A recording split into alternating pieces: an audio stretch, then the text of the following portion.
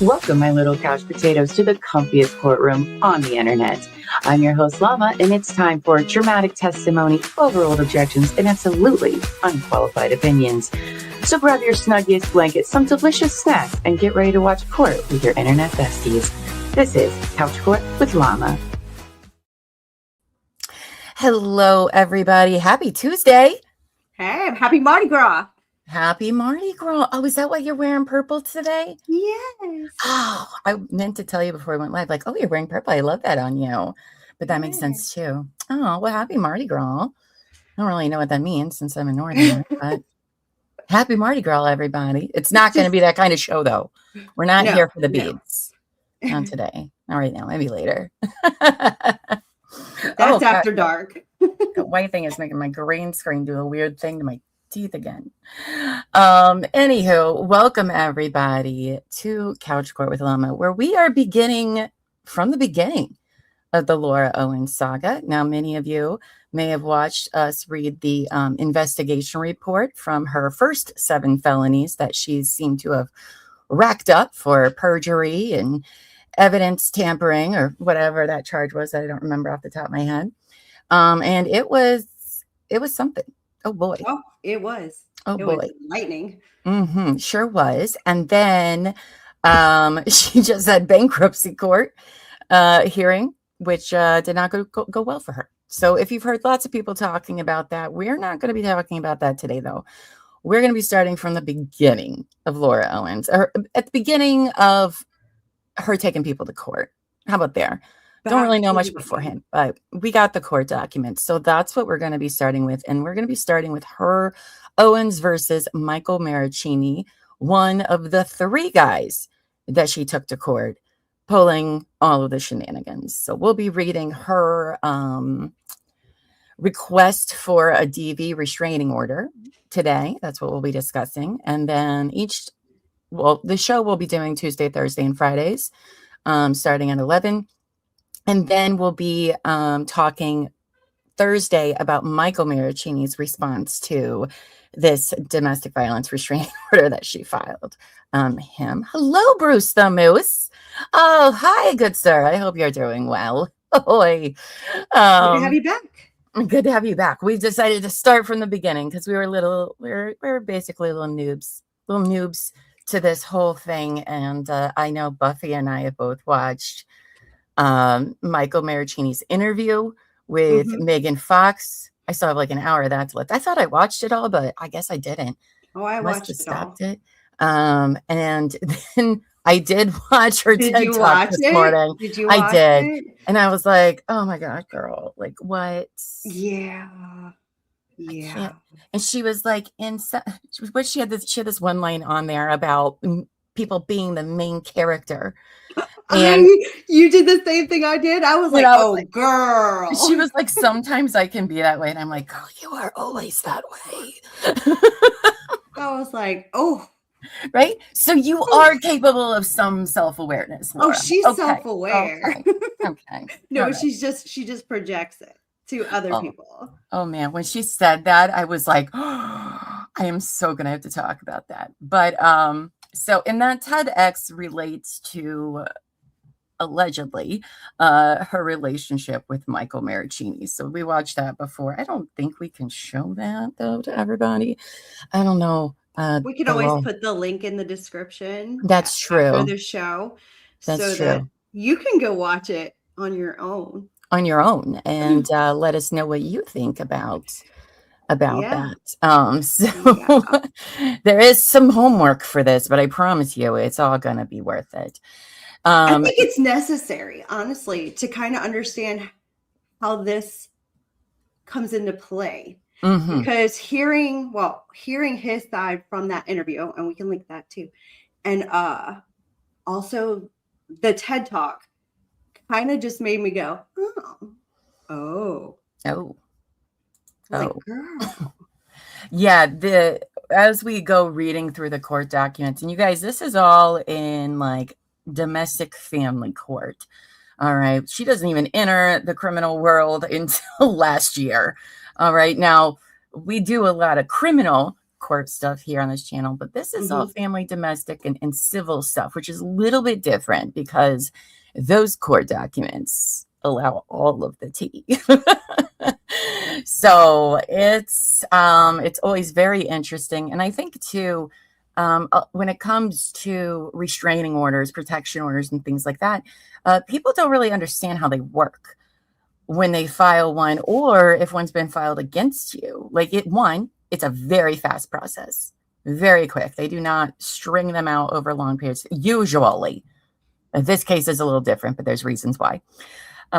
You're not entitled to a lawyer, so you should probably get one. I think this one will definitely show you should probably get a lawyer. So it's going to be, I am so excited to get into this. You guys, if you haven't yet, please like this video, subscribe, turn on the notifications so you don't miss when we go live, and probably share this on social media because you're going to want to talk about this with people. So make sure you share it with them and be like, you need to watch this so we can talk about it, because you are going to want to. Good morning, Daria. Good morning. You've been lost in the vertical. Yeah, we're going both ways. We go both ways, guys. Both ways. That's what we have to say about that. Yes, she is wearing her Mardi Gras purple, but I have a purple, so you know. And she's got the purple background, so she's sporting it too. Right? It's always Mardi Gras here in Llama Land.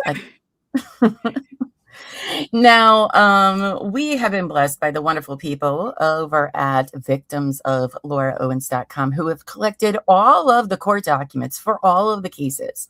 The people that run that website are freaking amazing. Okay. And that's where we got the court documents from. So I just want to make sure that we give them the appropriate shout out. You can also go. There's so much stuff. So much stuff.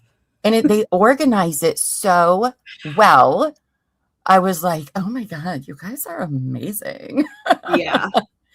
So that's what we'll be doing. Hello, new friend. Helville here. Catching up. Wanted to say hi. I'm so excited to see you too. I know this is, oh man, we're going to be in this deep for months. Oh, yes. And then I find myself having more questions and having to go find, like, I'm texting Llama last night. I have questions. I have questions. That's true. Bruce the Moose has a channel that does this. Lots of content creators. They started popping up more on my YouTube algorithm since we covered it. And I was like, oh, there's a whole world. I need to go watch everybody's coverage and interviews. Because I will be doing that now that I have some free time by not covering a trial for a while. But I'm very excited to get into all of this for sure. Hello, Joey. I don't know, but I try my best. Yes. And remember, we're noobs to this. So if you have info that we don't know yet, definitely share it, because I always have questions and I read through these things. That's true. And some of y'all have the answers. That's true. So. Or how to pronounce their names. From the first one, they taught me how to say Marraccini and Gillespie, which I don't even know how I had a hard time with it. Because once you're like, oh my God, that's obvious, right? But you know how brains be sometimes. So we appreciate all the extra info that you guys have. So let's go ahead and get into what's really kind of starts it all, though it's not really what starts it all. But in the courts, it starts with this document. All right. So this is from Laura. All right. She goes to file this on, hold on, let me get my highlighted one. She files this on January 9th, 2018. All right. Yeah. The story goes back that far, you guys. And it's still going on. Not her and Michael. Well, there is stuff that happens still in 2025, but we're not going to go that far ahead yet. We're going to start all the way back here to January 9th, 2018. All right. So this is Laura requesting a domestic violence restraining order. Now, in here, she says she's in pro per, which means representing herself.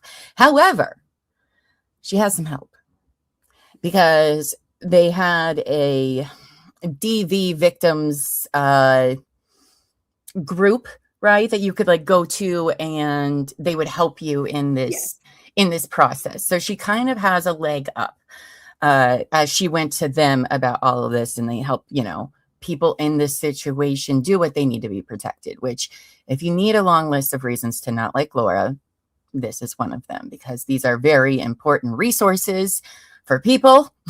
And listen, Laura has how many counts of perjury? Like 12 or something crazy. Okay. Which is hard to get. Was it 14? Well, she has some evidence tampering ones too. Okay, I'm not caught up on all her charges. Okay. But listen, we do take domestic violence very seriously. All right. Yes. If you are experiencing domestic violence, please call the number, get help, go to one of these organizations. Okay. But Laura is not you. Okay. Let's just make that perfectly clear. All right. We just want to make that very, very clear here. If I saw her TED Talk, and I think I mentioned that the other day, I would have been like, oh my gosh, this Pearl, if I didn't know anything about her. Mm-hmm. But knowing all of the things that we know now, I look at it and I'm just like, girl, I can see why, I can see why she got away with a lot of the stuff she did, because she does kind of, other than dramatics, now that you can look back and be like, yeah. Oh, but I have this on the, there we go. Now the vertical people can kind of see us. Oh, I'm not good with the vertical, guys. We just started using it. And Mr. Poe is covering my beautiful face. No, I'm just kidding. Oh, no. Oh, yeah, it is doing that over there. Okay, hold on. I don't know. we don't know what we're here. We do love Poe. There, it can cover my face. No, it shouldn't cut your face either. It's fine. You're beautiful. You experience it every time Buffy bans you. Oh, hello, Savage. Hello, all of our friends. I've only banned you once. And I didn't ban you. You just got put on timeout for 10 seconds. Quick, Ryan. You're fine, Savage. No, I'm just kidding. He likes it. All right. So back to this restraining order. Okay. So she's filing against Michael Marraccini. All right. They had started dating previously, but we'll get into what details Laura is going to give today. On Thursday, we're going to hear Michael's side. Unless we get through this very fast, we might just go into Michael's today. I don't know. It depends how we're feeling. And then we'll have like witness statements that were submitted. So there's a whole story to tell here, but this is Laura's side of the story from the get-go. All right. So she's filing this against Michael Marraccini. Now, she also wants to protect her family or household members. Well, she marks no. All right. This is so great. That too. And I was like, wait, what? Oh, wait. I'm sorry. I forgot. I'm doing two different documents because the one I highlighted isn't working to share with everyone. Thank you, Bruce. 14 felony charges, not just perjury, but things like evidence tampering, identity theft, and fraudulent schemes and artifice. Yeah, like this girl. I knew 14 was a relevant number because I was like, holy crap. Yeah. Oh my gosh. I'm just endless content. Why so small? Us? I don't know. Because we don't have the layouts down yet for vertical and horizontal, probably. She does know the right words to use, and it's they're so small because they're on vertical, I think. Yeah, two of the guys, based on what she's done in court with them, is where she got the charges from. I don't know. Is there a statute of limitations on Marraccini's case? Because I feel like they could probably get some of this, but we're getting out of ourselves. All right. So it asks her, do you want to protect family or household members? And she's like, no. And then lists her whole family. So, okay. Because it says, if yes, list them. Yes. So she's real great. Forms are not her thing. The elevator says, get some sexy music, because she writes these police reports like smut novels. Yeah, she does. There's one that I read that'll be coming up that I'm like, oh, we're going to have to give like a trigger warning about when she describes the abuse and everything, because I'm just like, what are you saying? Oh my God, it's horrible. Anyway, so she says, I don't want protection, but she actually does. So she lists her mom, her dad, her sister. None of these people are living with her at the time. So that's interesting, but okay. She says that her and Michael, they used to date. Oh man. They were not engaged, by the way. Oh, thank goodness. Yikes. She comes down here. Are there any restraining protective orders currently in place? She says no, because this is the start of her journey into filing protection orders on everybody all of the time. And hasn't been in a case there. So she marks some other stuff. It's not really, she just like wants no contact from this guy, right? Nothing. She checks those boxes. And then she says, but what she would like is a stay away order. All right. So she wants the court to order Mike to stay at least 100 yards away from her home, her job or workplace, which does she even have a job? Well, according to bankruptcy court, by the way, people is her job. Well, according to her bankruptcy hearing she had the other day, she has never had a job in her entire life. That's what she said under oath, Buffy. Okay. But I thought she said down there she was like a broadcaster or something. Yeah, somebody doesn't know about how the feds work, girl. But okay. Okay. Somebody's going to get the Teresa Giudice treatment, I feel. That's just my opinion.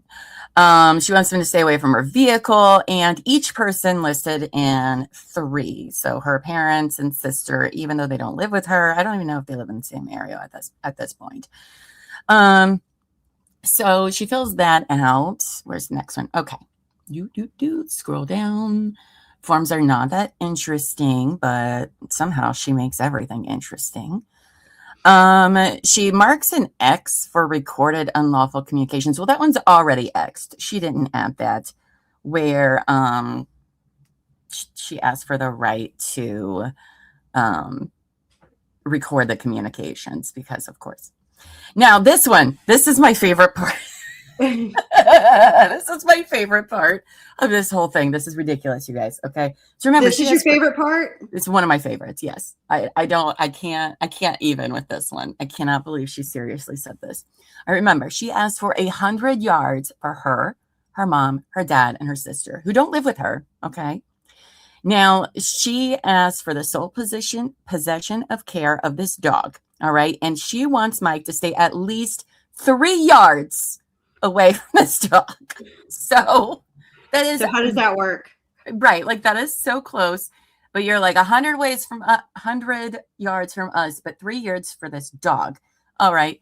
Whose name is Buttons, who is a toy poodle, very old, blind, has no teeth, and a tongue permanently out to the right. So this dog is not even, this poor little Buttons. Puppy. Poor little Buttons, right? And she's like, I want him to stay 3 yards away.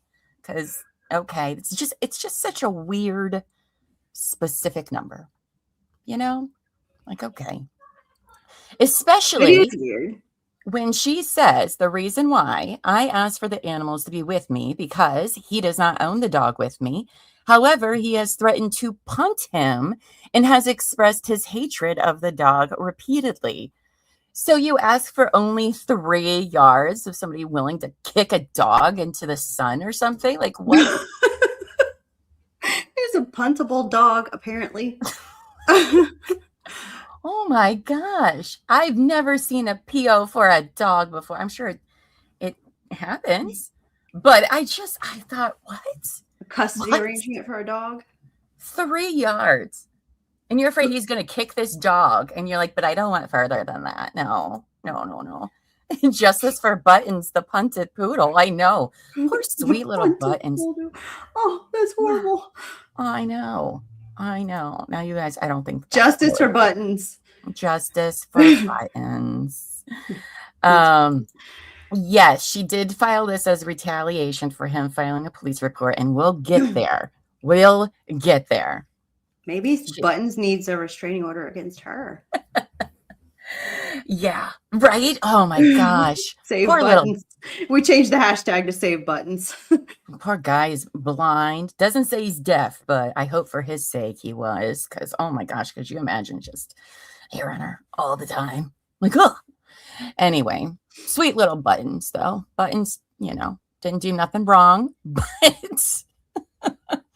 that poor dog. When she says some of the things Mike says, I was like, I'd probably say them too in a joking manner. Like it was probably said in a joking manner. Like you should probably come on. We call the little dogs puntables.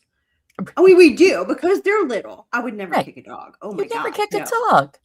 No, but they're so small. They're like a football. That's what she does, though. She takes things completely out of context and then over dramatize them. Yes. Yeah. It's crazy. It's crazy. Like somebody's probably going to listen to me say that. I would never kick a dog. Right. I like my dog more than most people.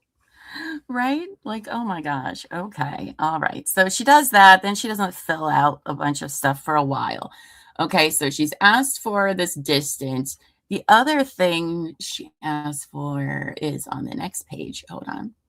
Because on supplies is she wants him to take the batterer intervention program. I asked the court to order Mike to go to a 52-week batterer intervention program and show proof of completion to the court. That's a whole year of classes. Oh, it is. Yes. It's not my strong suit. We know this. Like, damn, a year. Yes. A whole year. A year-long class about battering someone. She wants the judge to order him to go to that, which, listen, okay. But also, no. Nothing has been said about this guy. Like, I don't know. I have a problem with that a little bit. Like, what? I don't know why she gets to decide that, I guess, is what I'm saying. Like, is it just a request for the court to order it? Yeah. I guess. But like, why is that even an option for people to decide if they want this to happen to the other person? It's weird. I don't know. I've never had to file one of these before. So I have, but these were never a part of mine. Like it was not, I don't remember it being like this. But like, I see it as it wasn't this expensive. Yeah, this is one just the protection order. I mean, this program is 52 weeks. This could wildly disrupt this person's life. Depending when the classes are and if they interfere with the job and all of that. I think that's a little, at this stage, I don't think it really belongs there, but that's just me. All right, you guys. So let's get into the meat and potatoes of this protection order. Okay. So this is where we're describing the abuse that she suffered at the hands of Michael Marraccini, allegedly. All right, just to be clear, no. All right, pretty much no is what I've gathered on my interpretation of all of the things. Because I am caught up all on Michael Marraccini, but we're taking it bite size for you guys. So I have some things here. All right, so I'll start first. I'll do this most recent one. Buffy, you can do the next one. Okay, because of course there's more than one. All right. Of course. So this happened on January 7th, 2018. Now she files this on, what was it, the 9th? The 8th or 9th. So this is right before she files for this. Okay. She says who was there, me, his sister, in public. Okay. Describe how Mike abused you or your children. She says, after a year of abuse, the relationship ended. Since then, he told me he had moved to Sacramento. However, he has shown up at multiple venues that he knows I will be at, restaurants with my family and friends, and in front of my building. On February the 9th. Is that February or Friday? Oh, Friday. You're right. On February. I did it again. On Friday. The something. I think it says the 9th, but that doesn't make sense. He walked into a restaurant he knew I was at, lingered in front of my table where I was eating with a friend, and left after 5 to 10 minutes. On the 7th, he and his sister came up to me less than a block from my home, cussed me out, and refused to allow me to call the police. I was able to get away, but I was terrified. Okay, so there's lingering at her table. That's awful. Mm-hmm. But like, it's that like, right? Like, how is that abuse in any way, shape, or form? Like, I mean, not to the level. I mean, anybody can say like verbal cussing is like verbal abuse, but like, is this like like domestic violence restraining orders level? I mean, did he threat? Well, I mean, okay. Right? I'm just like, okay. And then it's asked, like, did he use a gun or a weapon? No. He just used his loud voice. Loud, strong voice.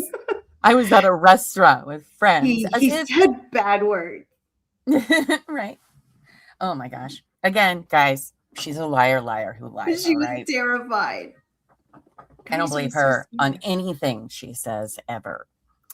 All right. And also, you're out in public. Like, I don't understand how this qualifies, but okay. And then she describes her injuries. There is emotional, extreme stress, panic attack, and concern for my personal safety, as I know what he is capable of and don't know when and where he will show up next. I have been afraid to leave my home. Have you? Because you just said you were out at numerous places. Literally just and if said y'all that. watch the interview, but okay, like she was the one following him. Exactly. You know, I feel like she pulled one of those where it's like, oh, I'm gonna go be in the same place he is. Yeah, maybe he'll see me just cause. Trust me, that actually makes more sense more, you know. He's looking at me. Make him stop. Now they ask, did the police come? No. All right. So she just said that I had this interaction with them a block away from my house. And they yelled at me and told me I couldn't call the cops. And I was so scared, but I got away.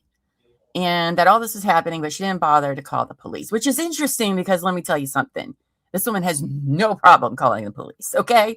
No problem does she have calling the police later on. She calls them about everything once she gets to Arizona. It's kind of wild.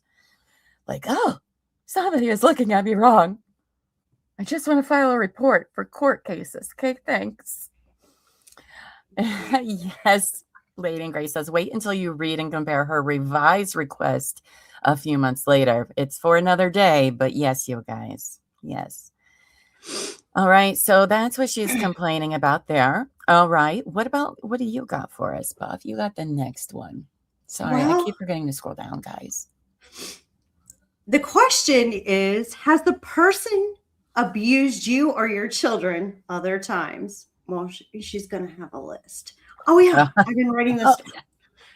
So on December 30th, 2016, when was the last one? 2018, 2 years ago. 2018, 2 years ago. Me, Michael, Karen Flower, I don't know. Embarger, I don't know. Yeah. And other, this is that's the lady. Yes. Okay. You get the plane story. I gave you the plane story. And other plane passengers. Michael and I were on a flight to Iceland. He was emotionally abusive to me throughout the flight, telling me how worthless I was as a person and having me in tears for most of the flight, of the 8-hour flight. When he went to the restroom towards the end of the flight, a passenger in the seat in front of me slipped me a note on a napkin. I will bring it to the hearing. It included her contact info. And hold on, let me scroll down. We'll go back up. And there you go. And said that I was being abused by a sick man and needed to run and seek protection from him. Yeah. Go back up. Yeah. Surprised she didn't try to squeeze that in there. I'm surprised she didn't type this all out. Like, well, I'm surprised she wasn't more descriptive. Because the TED Talk was very descriptive on many things. I'm just surprised there are not more details. Don't worry, we'll get some. We'll get some from her. Don't worry. Describe like the whole 19 pages of it or something crazy like that. Oh yeah. Did the person use or threaten to use a gun or any other weapon? No. No, just the same great words. He just said mean things. Describe any injuries. His treatment had me feeling so low about myself that I became suicidal. And the note from the stranger was something I read to remind myself that I was still beautiful in someone's eye. In someone's eyes. He made me feel so unworthy. Okay. Why? Oh, don't worry, we're not going to play it. Hell, we discussed it last hour. Do we play the TED Talks? No, but we are going to link it for everyone to go. She tells the story in an 18-minute TED Talks. All right. Yep, they gave her the stage to tell this story, which is something. But you can find it on YouTube. Watch it yourselves. It's something. When again, once all the pieces start coming together, you're like, oh, okay, lady, what? So if you want to hear, yeah, don't give her the clicks. Does she make any money off that? Probably not. Well, I would think not, because she told the bankruptcy lady, I've never made any income in 35 years. So did she get paid for the TED Talks? Just wondering, asking for a friend. That's a good question. She's going to be in so much trouble with the feds, you guys. Anyway, sorry. Go on. If the person abused you other times, check this box and use Form DV 101. Description of abuse or any other previous abuse on a attached sheet of paper and write. So apparently she has more. There is, yes. Let's scroll down to that one.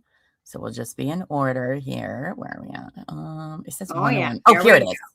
There it is. So there's more. Actually, you know what? We can just come to that later because it's out of the timeline anyway. So it's fine. We'll get to that part.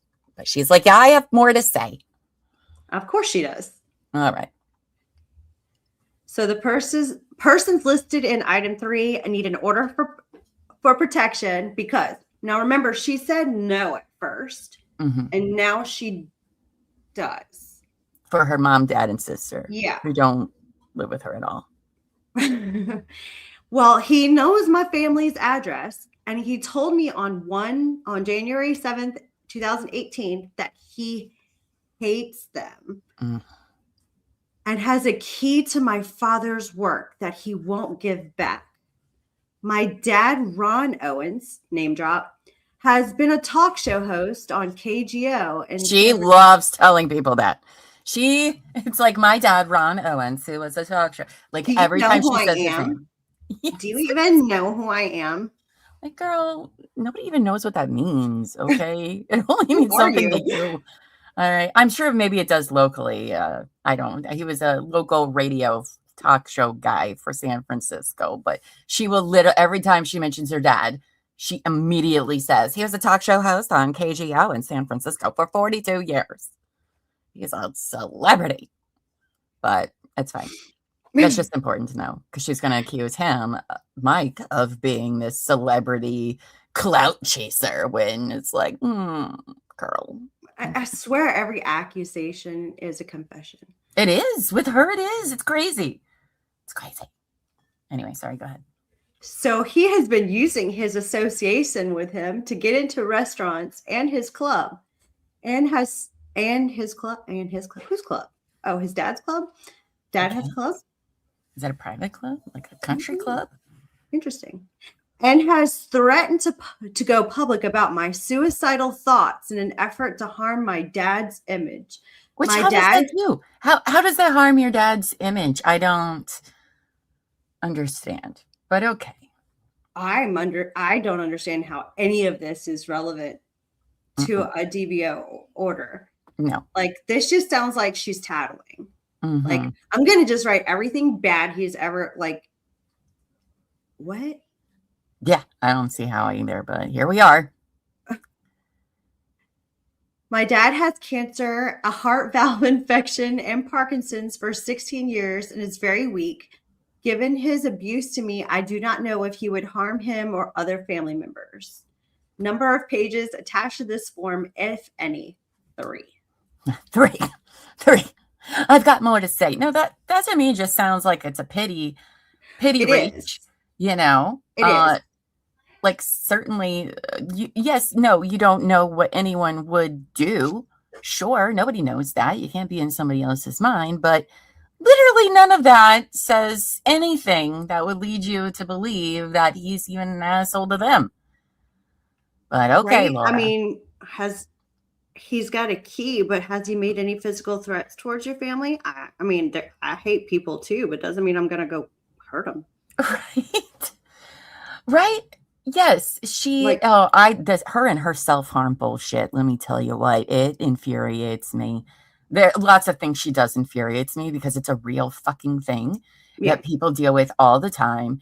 And it's when people do stuff like this that hurts the people that do struggle with this and creates this stigma around it. And she is part of the problem. Okay. Bruce the Moose says she's complaining about somebody leaking self-harm thoughts while putting her self-harm thoughts in a public filing like this. Make it make sense. Exactly. Like, first of all, how is this going to harm her father's career in any way? Let me tell you, you were so concerned about harming your father's reputation. And we are in 2025. And babe, you harmed the hell out of your father's reputation. Right. And it wasn't because of suicidal thoughts. It's because you're crazy. So it's very interesting. It doesn't make sense to me either. Nothing she says makes any sense when you think about it for more than 3 seconds. Most liars, that's how it works. All right, so we scroll. We read that page. All right, here we are. Sorry, I got to scroll both my pages. All right, so this is the added page, right? Right, yes. This was the 101 that she filed. So this one is, again, asking for a protection order against Michael. The date of abuse was between January 2017 and November 2017. So this is after the plane trip to Iceland. A whole year afterwards, right? Because it wasn't the other one. It was December 30th, 2016. Sorry, was the plane one. So this is right after that. Okay, gotcha. Yeah, because they were there. Weren't they there over New Year's? Yes. So this is also part of the trip. Okay, so let's see who was there. Me and Michael was there. So describe how the person into abused you or your children. Michael began to choke me in January 2017 on our trip to Iceland, and it continued until we last physically engaged with each other in November. I think she's referring to November 2017. So just a couple months before she files this PO order. Okay. The timeline, just putting that out there. He choked me while we were intimate, although I begged him to stop every time. Since our relationship hadn't had choking in it for the first 6 months we were together, I was shocked that this started, and he kept telling me he wouldn't do it again. However, he did on every occasion and told me he wanted to be in complete control of me and liked the ability to control my breath. I told him not to every time. On 3 occasions, he used a pillow over my face, and on 1 occasion, I passed out for a few seconds. He is a foot taller than me. He is 6'4". He is a big guy. And I could not breathe, let alone scream for help. I was terrified afterwards, and I told my friends, family, and doctors about the abuse immediately. So you guys, she said she talked to doctors, mandated reporters, and nothing happened. Oh, no, they just told her not to report it. Right, because that's how that happens. Because that's how I that don't works. think I mean, I'm sure there's some crappy doctors out there, but most of them would be like giving you resources, hooking you up with somebody. Mm-hmm. Like, okay, girl. All right. I don't think they'd ever tell you not to take it a step further. Right. Bruce says the biggest harm Ron did on his own reputation was to never have an accountant or financial advisor or living trust or do anything that would manage his money properly. Yeah. Oh man, I can't wait to get into all the bankruptcy stuff that comes as of last year. You guys, it's the story that never stops. And listen, we're going to hear a lot about the Michael Marraccini case, right? Because we're covering it. And it is crazy in and of itself. It's some of the craziest stuff I've read. But the crazy thing is it gets crazier with the other people. You're like, oh my gosh, this even isn't as crazy it gets. No, it's not. It gets wowzers. She This gets is bolder just and the bolder. jumping off point. Between this and we're going to cover her 2 civil lawsuits with Uber and Lone Cactus Constructions. I think it is because of the decisions made in this case and the other 2 that boosted her ego so much that she's like, I can get away with anything. Right. The courts basically handed that to her, and we'll discuss some of the legal findings as we go along. But this is really one of the things that made her unstoppable. So anyway, where was I? So she told doctors and people, all right. However, I was advised not to file a report at the time with the police because he had a very hair-trigger temper, and my advisors did not know if he would take it one step further if I got the police involved. He told me on several occasions that he worried he would be blamed if I was found dead. What a weird, transition to that statement. Right. Segue. Because I wasn't sure if we were talking about the doctor for a minute there, because he was just he told me, what? No way a doctor told that to you. No, I know it didn't make sense. I had to read it. Why are you just slipping that there at the end? It was just weird. I don't know. Because she doesn't actually know how it works. That's what I've come to believe as I'm reading along this stuff. She'll claim things, but I don't think she's ever actually been in the position to actually be right about how things work. When we talk about her miscarriages and all of that, what she's saying isn't even how it works, how none of it works. And the reason she doesn't know that is because she's never actually been through it, is my interpretation of what she's saying. So, and I feel like this is the case as well. Now, listen, they do say that if you're in a DV situation, the most dangerous time is leaving a partner. That is very true. The stats do not lie about that. All right. But there are things that you can try to do to protect you if that is what you are concerned about. Because it is. That is very, very true. Do I think it's true in this situation? No. But that doesn't make it untrue in all of the other situations. Because unfortunately, we are in the true crime world and it happens all of the time. A lot. Unfortunately. A lot. It's very sad. Yeah, not so flagrantly, right? Oh God, this woman, I do not like her. If at all, a lot of women won't talk to anybody about it. Yeah. Yeah. And then it's dumb bitches like this. Oh God. I didn't, I didn't talk about it. I didn't talk about it till it was over, till it got away. And that's usually how it is for most victims of domestic abuse. Even then, it can take a very long time because all the shame and the guilt that's in it, So I don't believe her story at all. It doesn't make sense to me. Yeah. So he used just his hands. Okay. Describing any injuries. I came to my parents' house on many of those occasions with spots under my eyes and on my face from the lack of oxygen during choking. Isn't that called petechial hemorrhage? It's usually in your eyes, right? I know yeah, because we've heard about that. But she said under her eyes, so she Googled wrong. I have been treated for PTSD since this abuse started and continue to be treated for it. I also have insomnia, nightmares, and that it led to night sweats and panic attacks. Was she really in therapy for this? Or did she just make an appointment and say, I went to her? Like, is that what she did? She made an appointment and she never went. She Googles wrong a lot. I know, right? That's also, psychiatrists and stuff will tell you that's how they know when people are faking mental illnesses, because there's certain things that people think that's how it works, but it's not how that works at all. Like hearing voices, you don't hear them actually in your head. They're outside of your head. But that's how people get trapped up, is they don't actually know how it actually works. And that's how I feel about a lot of stuff she writes. I'm surprised she can spell PTSD. Well, what's wild is she's an excellent fiction writer. We have tons of documents to prove it.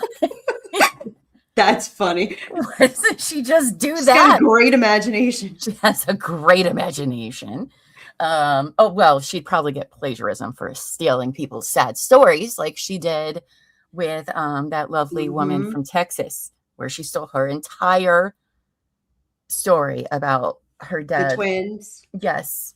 Which was so, oh God, I hate Laura so much. She makes me so mad. Did her dog step on a bee? I don't know. Poodles might have. Or was it doodles? What was the buttons? Buttons. Sorry. Buttons. She was probably going to get a restraining order against me for buttons because I called them the wrong name. You said that a lot as well. Go write some novels or whatever. Like, what are you doing, lady? Okay. All right. So that was between that time. All right. Sorry guys, I keep forgetting to scroll down on this one. All right. Why don't you get this one? While I go get some coffee real quick. Okay. All right.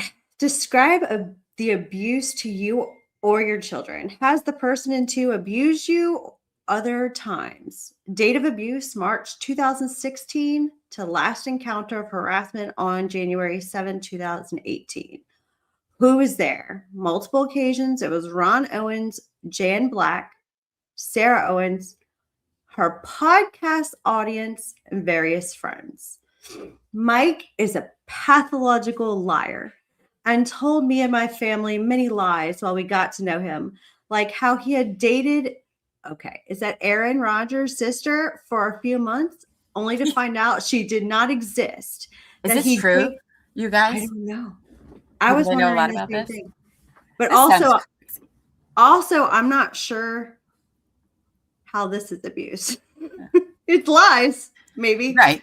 But like, let's say everything she's saying is true.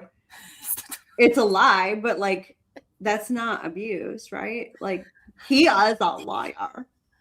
Right. Okay. Says her, of all people. Well, that's what I'm saying. If we take it for this is what she's saying is true. This is not the abuse. No. This is just her crying about him lying to her, which is not abuse. It's just being dating a liar. Who hasn't dated a liar? So right. I'm just saying. So, okay. So Aaron Rodgers' sister didn't exist, or at least, and that he dated a star from Modern. I assume that's Modern Family without the R. Right. Spelling and checking boxes is very difficult for Laura and Google searching and stuff and being consistent with her stories, and also the truth is difficult for Laura. Hard. It's very hard. But didn't remember who. So he didn't remember who he dated from the Modern Family, or maybe she just didn't know who to put down. He told me on January 7th, 2018 that it was Sarah Hyland. It was not. This was a complete fabrication.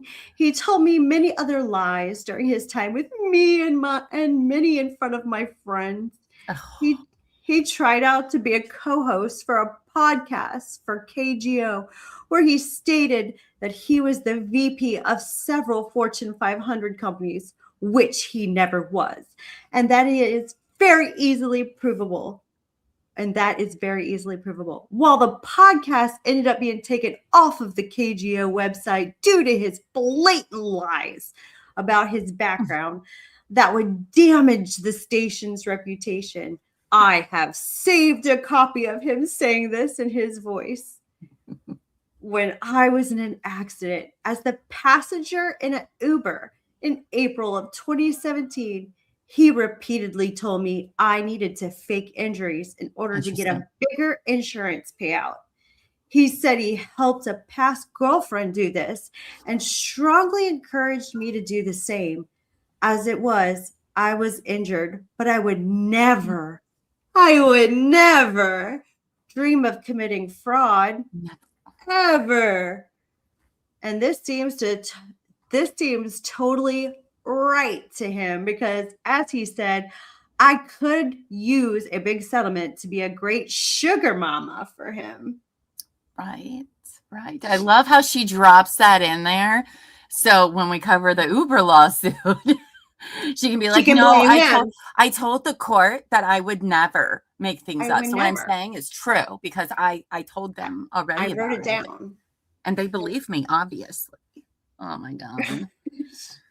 She doesn't, Bruce says anytime she thinks someone lies or changes their mind in a way she doesn't like, she tries to complain about it in court. Same thing with Greta. It's unbelievable. But she does it all the time. I know. It's unbelievable. I don't even know. It sounds like a child tattling. Like, I don't understand why is this here? It's not even relevant. It's not at all. Mm-mm. That's what I actually, when I first went over this, and sometimes I try not to read first because I like my first reactions, but I got curious because like I have too much anyway, and it's more fun to be like when I'm reading it for the first time. I went, what? Like, that's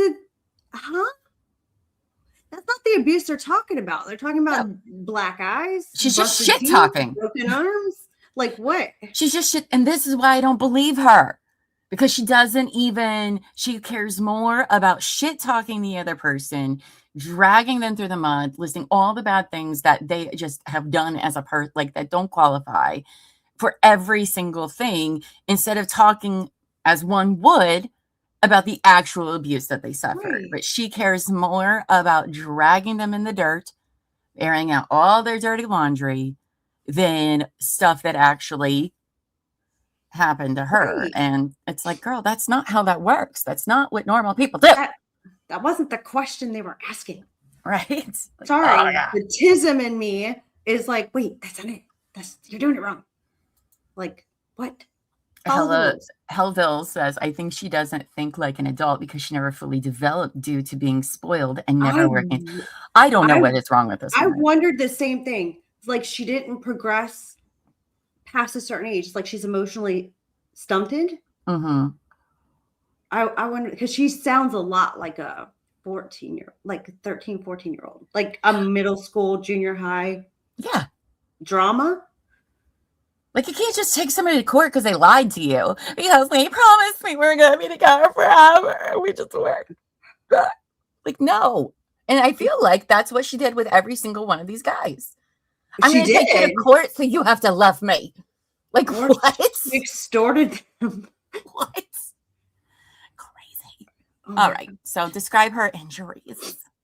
Well, they're just emotional. They're extensive. She made sure to say they're extensive. She was emotionally extensive. Because, okay, I need the violin. Yeah, I'm sorry. Bruce the Moose. Oh, man, you're so right. He says, it's kind of ironic she complained about Mike overstating his resume when her entire resume is overstated. And that's coming up in her bankruptcy case, right? Because you remember, she's like, oh, I've done all this stuff. I'm so successful, blah, blah, blah. And then she straight up says, I've never had a job ever. I've never gotten money ever. Let's see those tax returns, baby. Oh, man. Statement. I wish we had been on this train earlier, to be quite honest, but it's great to be a part of this in real time with you guys. Just to watch some karma come is unbelievable. I didn't, like I said, I'm brand new to it. I heard people mention it, and I feel like, how did I not know about this? And like, now I'm playing catch up and everybody knows all these things. And I'm like, going down this rabbit hole. Yeah. It's crazy. It just keeps escalating. All right. So her emotional abuse. Her extensive. Emotional. Sorry. Because cue the violins. I fell for a person who claimed to be someone they are not. Welcome to the fucking club. Like, okay. My reputation as a developing talk show host for Cumulus Media would have been extremely damaged by associating myself with someone who so blatantly lied about his employment background. I know, right? Like, you can't even, like, what? The audacity of this woman is crazy. Oh, yes. How do you, like, say this with a straight face? Like, I don't know. Okay. Like, who is there somebody in the chat who's never fallen for somebody who turned out like they're not like that at all? Like, is there a person out there that's never experienced that dating? Like, I have a list, really. Yeah. And here she has my reputation. Okay. What reputation? I mean, she's kind of got like a monkey's paw going on, right? She wished to be known, and she is for all. Oh, she's known.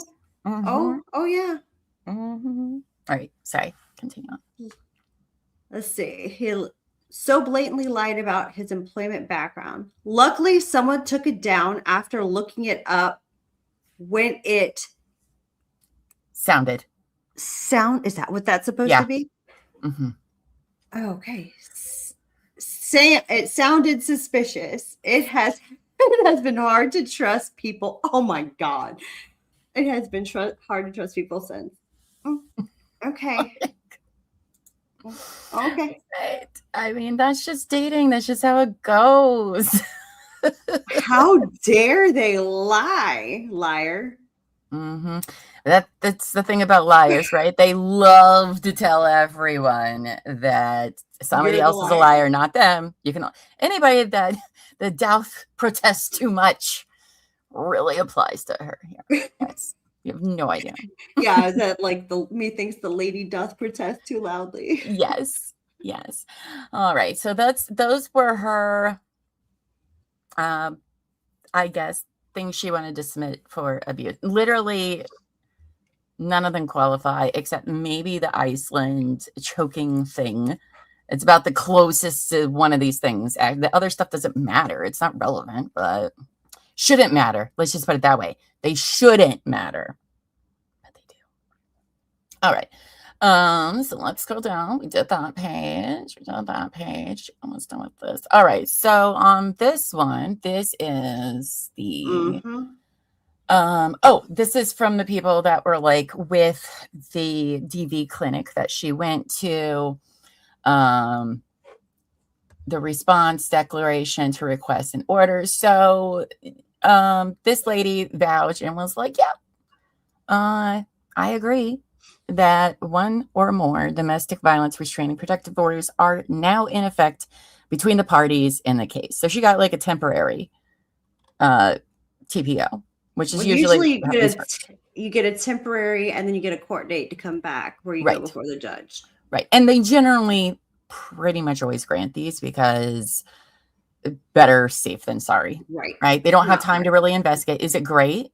Does it feel like it's the right thing to do?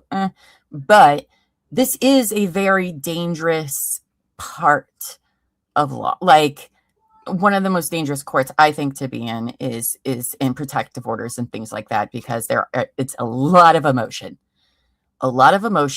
by seemingly people that don't even know how to control their emotions the majority of the time, so they usually are very quick to grant these, but that doesn't mean that person is actually right with what they're saying. That's literally all you have to say to get one of these, right? It's kind of like a probable cause, arrest. Like, also the flip side is if you deny one and someone actually does hurt that person, it can you're probably not getting reelected the next term if you're a judge that gets elected. Yeah.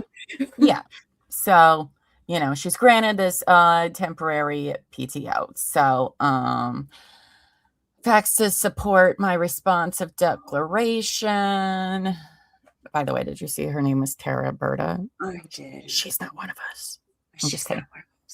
She can't be one of us. No, I saw that and I instantly went, really? So Tara does a declaration here that she's employed by the Cooperative Restraining Order Clinic called CROC.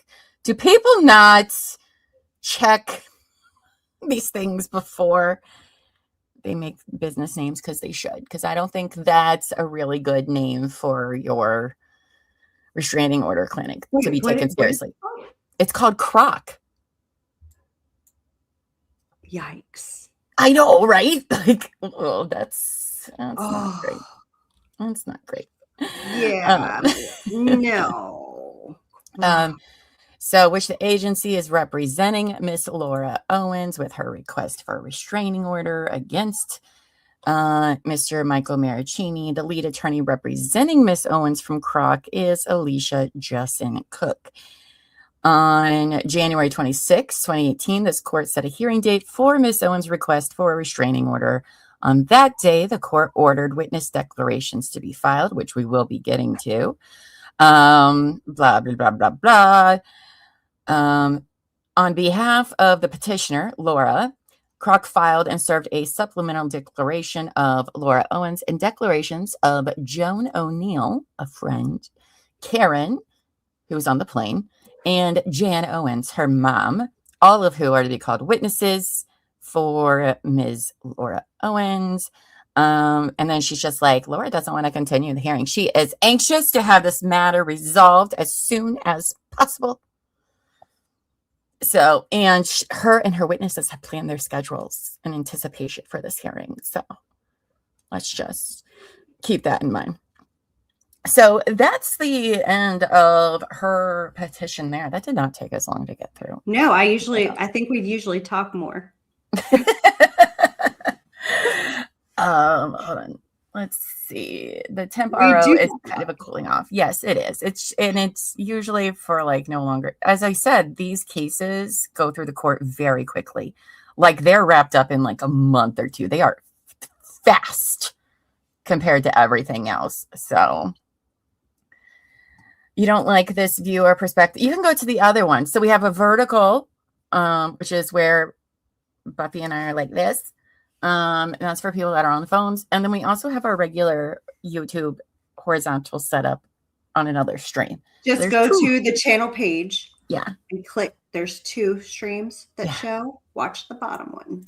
Wink says, I still think it's not right. The accused should get a hearing right away to say their side. These are too often weaponized against partners, even if they didn't do what is accused of. Winks, you are not wrong.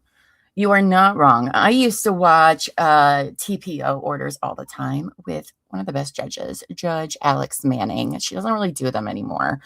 But I would watch all these people go in there for POs, and it was wild. Those were some of my favorite courts. Yes, because they represent themselves. All right. And they don't know law at all. Both sides usually do. They'll come in with the wildest evidence that they kind of let them. I've heard crazy things said. Oh my gosh. It's some crazy court to watch if you ever get a chance to go watch some TPO hearings. It's wild. However, while I don't think it's immediately fair, in my opinion, the cons really outweigh the pros. Okay, so if the statistics weren't as high as they were with how dangerous it is to get away from a violent, abusive person, to me, sometimes we have to make sacrifices for that because the statistic is astronomical. Like, it's like 70%. Or something like it's unbelievable. And so I feel like it's the only way we can really protect people for a short period of time. It's just a piece of paper, it doesn't do a whole lot. But it's not as permanent, now the problem is once a permanent one's put out there, Now that I really do think we need to re-examine that whole process, because that does follow you around. That does show up in background checks. And I do feel like there needs to be some more due process in the hearings that take place, because they try to wrap these up in like a month or two. And I don't see how that's enough, especially for something that's going to stay on your record. And a lot of people represent themselves in this scenario. So I agree with you to a certain extent. I'm fine with the immediate temporary protection orders, but when it comes to the actual hearings and stuff like that, I think it really needs to be revisited, because I do believe a lot of people abuse this. They do. It's just a fact. But so, yes, that is true. Yes, Wink says in this case, Mike lost multiple jobs because of it, and it should be investigated more thoroughly. I agree. I mean, that's where my problems with the whole protective order things, come in to play, because it does have, I mean, listen, you're not going to jail. This is a civil matter. Okay. Domestic family, it's considered civil matter. All right. Now you'll go to jail if you break this petition or this order, that you will, but the allegations aren't going to usually send you to jail. But having that follow around, especially a domestic violence protection order, that's going to fuck up somebody's life, like, for a long time. So, yeah. And the court didn't drop his. I think it's still going, isn't it? No, it is over. Is it? I do believe, over? yes. Okay. It is over finally, but don't worry, it goes on for quite a while. I thought so, because he had to go back to court for that, and they denied it or something like that. In 2020, I haven't gone that deep yet. I'm still trying to ride the timeline. Don't get too ahead of yourself, because then it gets all jumbled together. Savage says TROs should be issued to both parties until things can be sorted out. I also agree with that as well. Let's make it an equal, playing field for both. And I mean, the petitioner shouldn't have a problem with it, right? If they want that person to stay away, then they should stay away as well. Right. But yeah, if you find any TPO hearings on YouTube, watch them. They're wild. Law Talk with Mike, though. I don't know if this is sorted that way on his playlist. I used to watch him a lot a couple years ago, and he would show a lot of TPO Zoom hearings and whatnot. So if you get a chance, find them. It's wild. I'm surprised they stream those. I'm surprised too, but they do. They do. It impedes rights and travel. It does. It does. So it's kind of a mixed bag. It's like a double-edged sword. But she appealed. Well, and here's the crazy shit about this whole Michael thing, and why we'll see. She just constantly is like, I'm so afraid. I know he lives hundreds of miles away and has never contacted me, but I'm so afraid. Years later, it's because if she says she's not afraid anymore, her TED Talks means nothing. Nothing. Bruce says Mike's DVRO was recently dismissed because Laura did not come to either of her court hearings for her renewal. In between those court hearings, she was off winning horse competitions. Oh my God, yes. And she's also a horse girl. Oh. Horse girls. Horse girls. No offense, horse girls, but horse girls. Some of them. We'll leave it like that. Bruce says, I've never seen any medical evidence supporting that she shouldn't have been in court, given that she was jumping horses in between her two hearings. I don't understand how sick she could have been. That's crazy. She's claims she's planning or appealing. She needs to focus on her felony charges. Okay. Oh, this my woman, gosh. Laura, if you're listening, girl, you are in danger, girl. Like, you need to be focusing on these felony charges you have right now and potential possible federal ones. Like, you just need to leave people alone. She said she was bleeding critically. Oh, please. Oh my goodness. I can't even with her.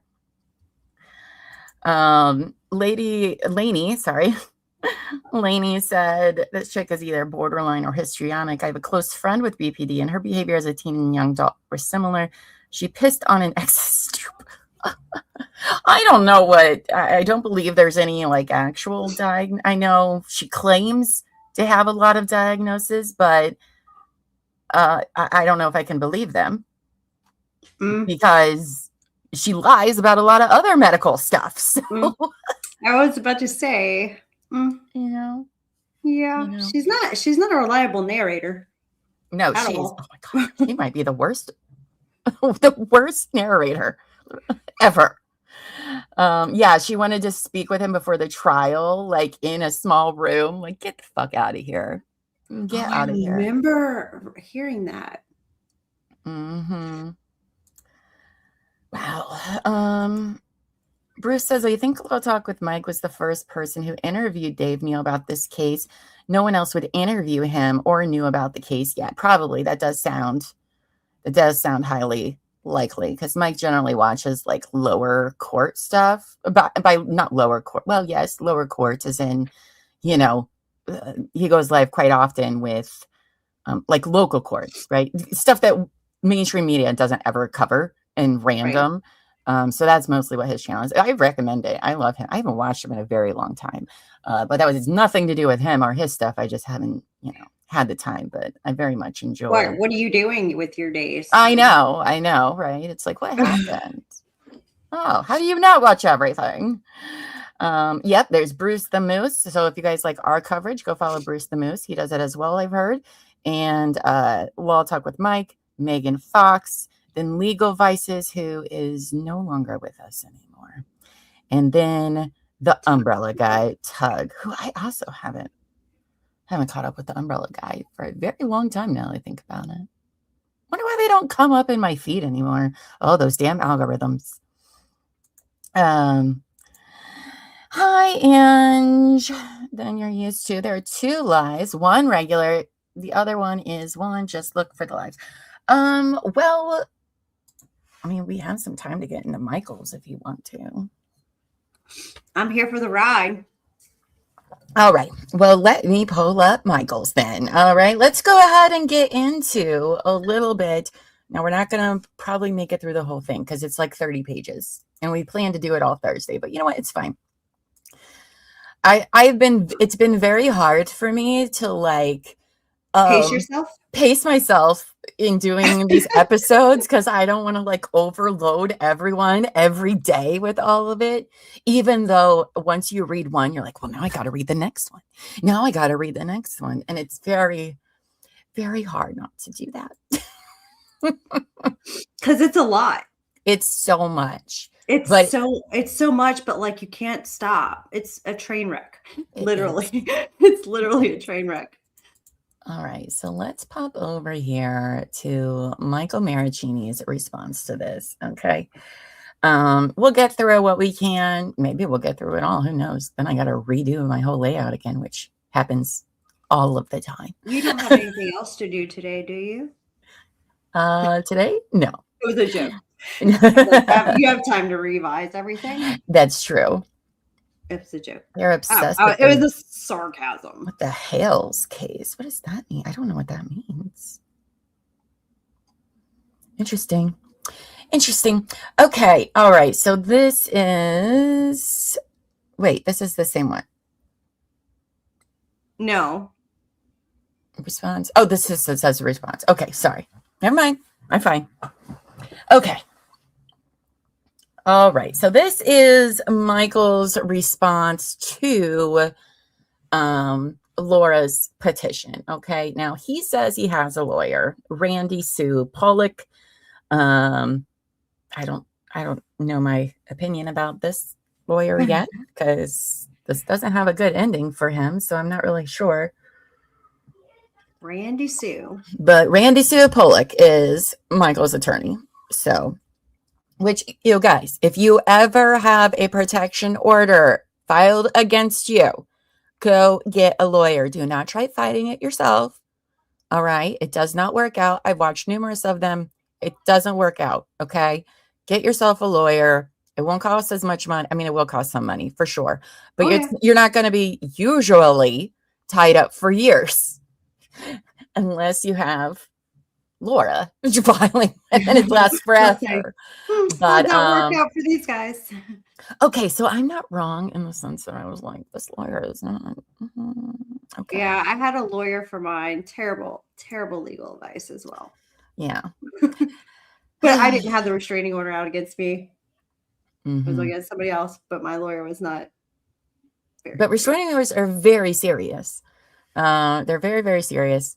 Can cause problems in your life. Some people just write them off like, well, it doesn't matter. It never happened. Well, it does matter a lot. So, okay, let's do this. All right, so now I'm reading off the side one. I didn't even pull up my highlighted ones. So, okay, so there they have a hearing. He agreed that he had a relationship with her. Does not agree about buttons. Buttons. Buttons. No, okay, good. I'm glad I'm not the only one, because I haven't read everything yet. So I'm like, does that person like come back? I don't know. But from what I had read, I was just like, he had a lawyer and this was still all granted? What? So yeah, and a decade later, he's still dealing with this. It's true. Poor guy. All these guys, man. What a fucking nightmare they had to go through. All right, so he's like, no, I don't agree with the stay away order. The care of animals, he does not agree to the order requested. He's like, I don't need to be. I'm not going to kick buttons. I'm not going to kick buttons. All right, not going to punt him. Come on. It's so stupid. Blah, blah, blah. None of these matter to their case. I request the court to order the payment of my lawyer fees and costs, which Laura does not like when people ask for that. That's not going to court or the program. He's like, nope. And he's like, I'm not going to that stupid year-long program. I'm not doing that. And so he's like, I don't agree with any of this. All right. So let's get into his reasons why I do not agree to the orders requested. Okay. Oh, it's all nice and typed and easy to read. Yes, I know. Look at that. She should have changed MO to triplets, maybe. I was trying to explain this to Elbow Feet last night, and he kept asking me a bunch of questions. And I'm like, no, just listen. Okay. That all comes later. I don't want to get too far ahead of what happens later, because then you'll get confused. But I'm just like, she said, one of the twins died because she took the abortion pills, but then it didn't kill it. And then she gets a DNC and that didn't get rid of the babies. And I'm just like, this woman has no idea how anything works. Like, what? Yeah. Paul made the mistake of asking me what are y'all streaming about? I was like, deep breath. I know, that's why Elbow Feet was listening, because I was like, you're just going to have to listen to my show again. I was like, it's hot. It's a lot. All right, so let's see what Michael has to say about this. I got to read it from my other screen, so I just have the slide profile here. All right, so he says, for approximately 8 to 9 months, from April 2016 until March 2017, I was involved in a dating relationship with Laura. During that time, Laura wanted a far more committed relationship than I was interested in. By the way, you guys, Michael is the one who is with her the longest. All right. The other guys, like 2 dates. And that was it. All right. So he was with her for a while. Poor guy. Was it like 2 years? Well, 16 to the 18. He says about a year. She says, no, we were together longer than that. But so he says it ended in March. So. But her dates are weird then. Well, everything about her is weird. Now, during that time, I said Laura wanted a far more committed relationship than I was interested in. The allegations she had made are total fabrication from a young woman who has threatened suicide multiple times, been hospitalized for depression, and been on anxiety depression medications. For the sake of her mental and emotional stability, I tried to work things out with her and have a friendship, but she has continued to be focused on having a permanent relationship with me, which I did not want. As shown in attachment 1, text messages between Jan Black, petitioner's mother, and myself. Petitioner has suffered from emotional issues that necessitated her placement in an inpatient facility, followed by outpatient treatment and multiple medications. Yeah, guys. Yeah. Like, whew, okay. She should have been the spokeswoman for Grinders. Okay, so it was like a year and a half ish. She claims 2 years. Greg was 2 dates. Clayton, no dates. 2 BJs. Thank you for the clarification. So it wasn't even a date. It was just a... They saw the red flags. Listen, if you go and watch Mike Marraccini's interview with Megan Fox that he did a few years ago, he is like the nicest sounding guy. Really? Yes. Like, right? Didn't you think so? He just seemed like a very... Oh, I did too. She totally took advantage of how much of a gentle giant he's... And that's my opinion of... I know we hear... Chill. I don't get that vibe from him. By the way, in case you're wondering, he is married with a child. He did have a happy ending. Because I've been wondering, like, oh my God, how do any of these guys go and date anybody after dealing with this, right? I wouldn't. I'd be like, okay, well, I guess I'm done with that. But no, he does not come across that type whatsoever. Healthville met all 3 of them. Oh, she manipulates all these. It's clear as day as we'll go through them, my friends. You'll see. It's just everything about it. Look. Oh, you met all 3 of them, and they are so nice. Oh, that's so nice. We talk a lot too in true crime about, predators searching for prey. They'll look for vulnerable people. And listen, to me, Laura is a predator. Okay. And she preyed on these guys that she thought, oh, you know what? I'm definitely going to be able to manipulate these guys. They're very nice. They're very nice guys, as they should be. They should be nice guys. But just like when you're nice, you got to be wary because there are wolves out there. Okay. So you can be nice guys. Oh, Michael, Greg is married with kids too. I did not know that. Haven't really gotten to all of his stuff yet, but good for them. He did seem to genuinely care about her. Like, he was really worried about her hurting herself. Like, he really, really seemed like he was worried about that. Like, he did not want that to be on his conscience, and he didn't want her. Like, he genuinely seemed like a caring person. He could have just been like, okay, well, cool, bye. And you know how she writes in her PO thing, he was emotionally abusive. What she does is literally textbook emotional manipulation and abuse, like with claiming, I'm going to hurt myself if you don't talk to me all the time. That is emotional abuse, Laura.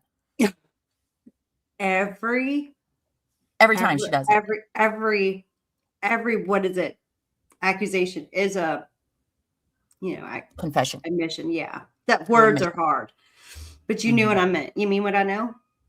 Yeah, sure. Why not? She does this often. So it's crazy. It's crazy. All right. So where was I over here? All right. So as shown in attachment 1, I read that. There are text messages. I'm going to have to try. Well, because I made all those edits on it. So I try to decipher because they're so bad. Anyway, we'll get to that. Whatever. All right. So attachment 2 are text messages between Ronn Owens, the petitioner's father, and myself. He also acknowledges Laura's mental and emotional instability. Mr. Owens, in a text message dated December 2016, all right, before they go to Iceland, told me, please call Laura and promise her anything. She wants to keep her alive, and I promise to help you get out of it as soon as she's safe. Please, now.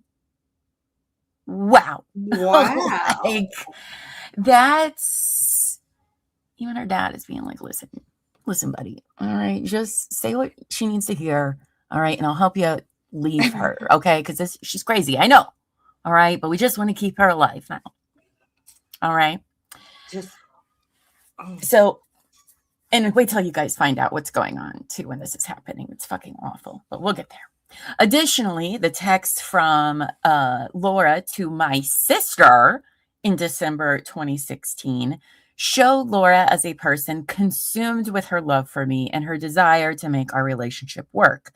I ended the relationship and wanted to move on with my life. Regarding her specific claims, question 2, page 5 of 6, this is about the sister yelling at me. I was leaving a restaurant with my sister, which was 300 feet from my sister's apartment. That's right, Laura. You don't own the whole fucking block, okay? Other people live places. When we were exiting, Laura was outside and immediately confronted us and called me a liar, rapist, and thief. Yikes. Okay?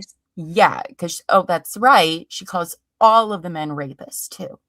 Everything horrible has happened to this woman somehow. But why thief? Oh, because she was his sugar mama. So, or a thief of her heart and dreams and future. You're a thief of my future. Where did I go? I asked her to leave me alone and to stay out of my life. Yeah. But she kept arguing. You don't say. Following this encounter, she wrote my present girlfriend and made accusations about me. Regarding number 4, since before we dated, petitioner has taken multiple medications to help with depression and anxiety. The text in all of the attachments confirm this. Towards the end of our relationship, petitioner told me she would take horse tranquilizers to calm down. Yikes. Horse tranquilizer? Oh. Okay. Well, I think at one point she says, they gave me ketamine to cure my depression. That's what I was First thinking. of all, Ketamine? In this time frame, I can say this because I also have really bad depression that I'm medicated for. At this point in time, you had to be like medication resistant at this time to even be allowed to have it, unless you paid out of pocket a fuck ton of money. But she tried to say, after a couple months, they were just giving me ketamine. I was like, what are you talking about? You haven't even been on medication long enough for them to be like, well, medication resistant, and even then, they were only really giving it if you had very high, ideations, which I don't think she was actually having. But she was put in an outpatient or an inpatient, right? She was not an inpatient for very long. You want to know why? Probably because they were like, she's fine. Oh no, State would have said she's not fine. She's definitely not fine. There's something wrong with her. Allegedly, in my opinion. Yeah. Right. In our opinion, we're not doctors, but she'll talk about her medicine and stuff. And I'm just like, because I do know 2 people that it was literally during this time frame that did get ketamine treatments.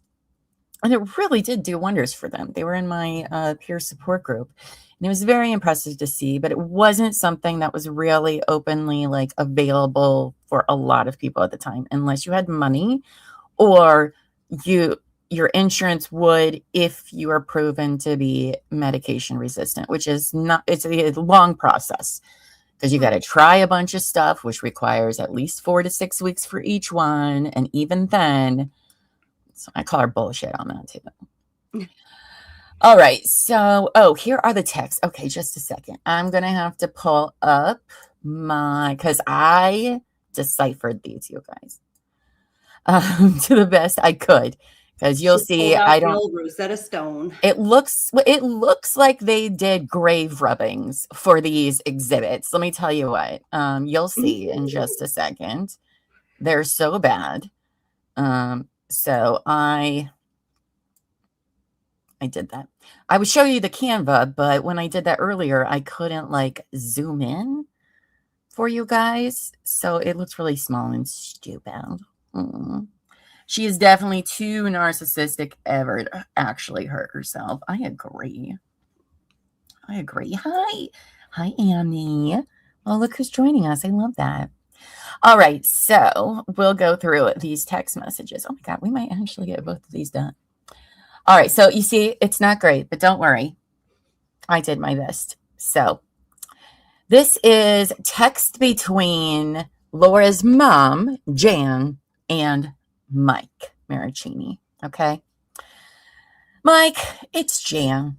I got this text from Laura who asked me to contact you and ask if you will give her another chance. This is on December 9th, by the way, a month before, I think, right? Before the Iceland trip, maybe? Or is this after? I don't know. Anyway, it was her mom. She's a grown-ass woman is all you need to know, is that Laura is a grown-ass woman. All right, when this is happening. So I got this text from Laura who asked me to contact you and ask if you will give her another chance.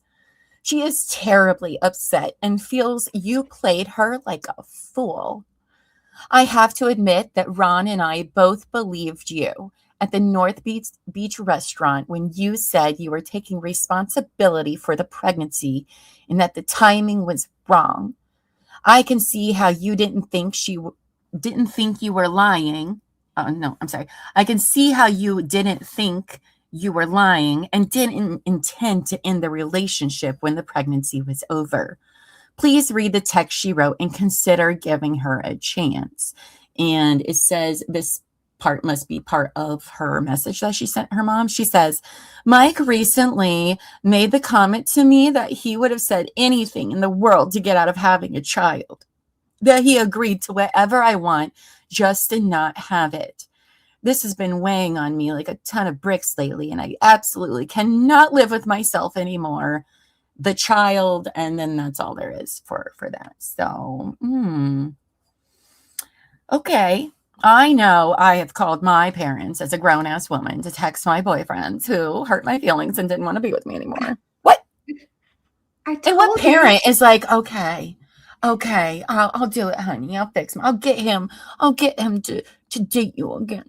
What? She tattles a lot. She does a lot of tattletaling. That's why I said I feel like she's stunted at like 13 or 14 because it sounds like she's a tattletale. Right? Like she's like, well, I told my mom. I'm gonna tell my mom you're being mean to me. Right? Oh God. She's gonna call your mom. She does. I know. She does. Well, no, wait, I don't think Jan calls him. Maybe. I don't know. Laura definitely does. Laura does. I'm gonna tell your mom you're being mean. Right. Calling your mother. So then Jan's like, please let me know if you got this. All right. So Mike says, again, as you can see, guys, this is just garbage of a scan, but I did my best to decipher it. It says, again, my words get misconstrued. I was 100% truthful with you and Ron when we talked at NB Restaurant. I was supportive throughout the entire process. And when we were at Tony Robbins, which is so funny, I told her that, quote, if I didn't say that I was going to get married or have a child later on with you, you would have kept the child. She replied with, that's absolutely true, because that's what she does.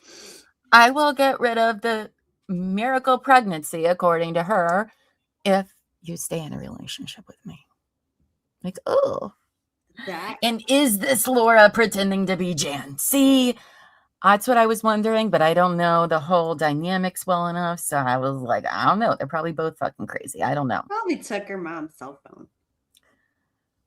Or I think she does with her dad at a certain point. I do. I don't think that's actually her dad at a certain point saying stuff, but I don't know. We'll see. She replied with, it's absolutely true.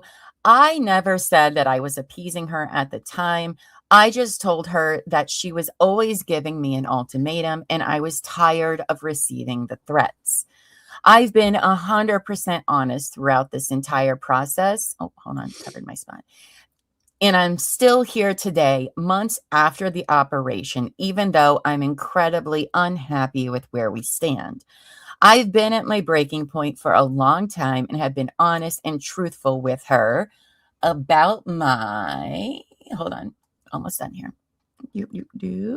About my relationship is now unenjoyable, that I don't feel like I'm the right fit for her, though she would disagree with me. I've tried.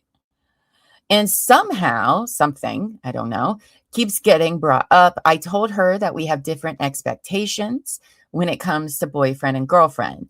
I also told her we need to work on being happy rather than focusing on a title. I have never once asked for Iceland, nor did I know she had purchased it. She wanted it to be a surprise for me and never asked me what I was doing over that period of time. I had already purchased a trip a year ago that I was really looking forward to and canceled it because she made me feel guilty. Oh, dude. Bottom line is this should be a surprise to Laura, considering, and then the end of the text, I don't really know what it says. As you can see, that's just nothing. All right. So let's talk about that for a second. Holy grave shit. rubbing.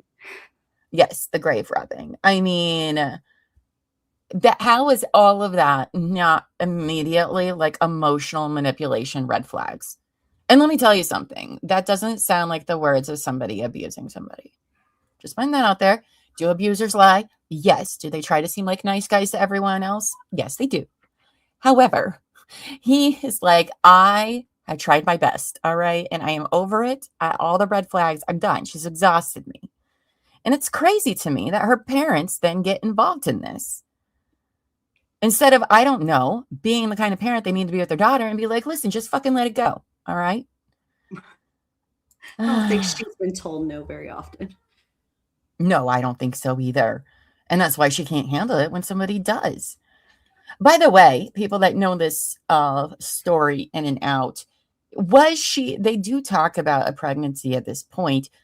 Is that a real one or is it also made up? Because I haven't been able to find the actual. I feel like those details are probably going to come out in Marraccini's 2025 docs that I have not gotten to yet. But like, I don't know. With him too, right?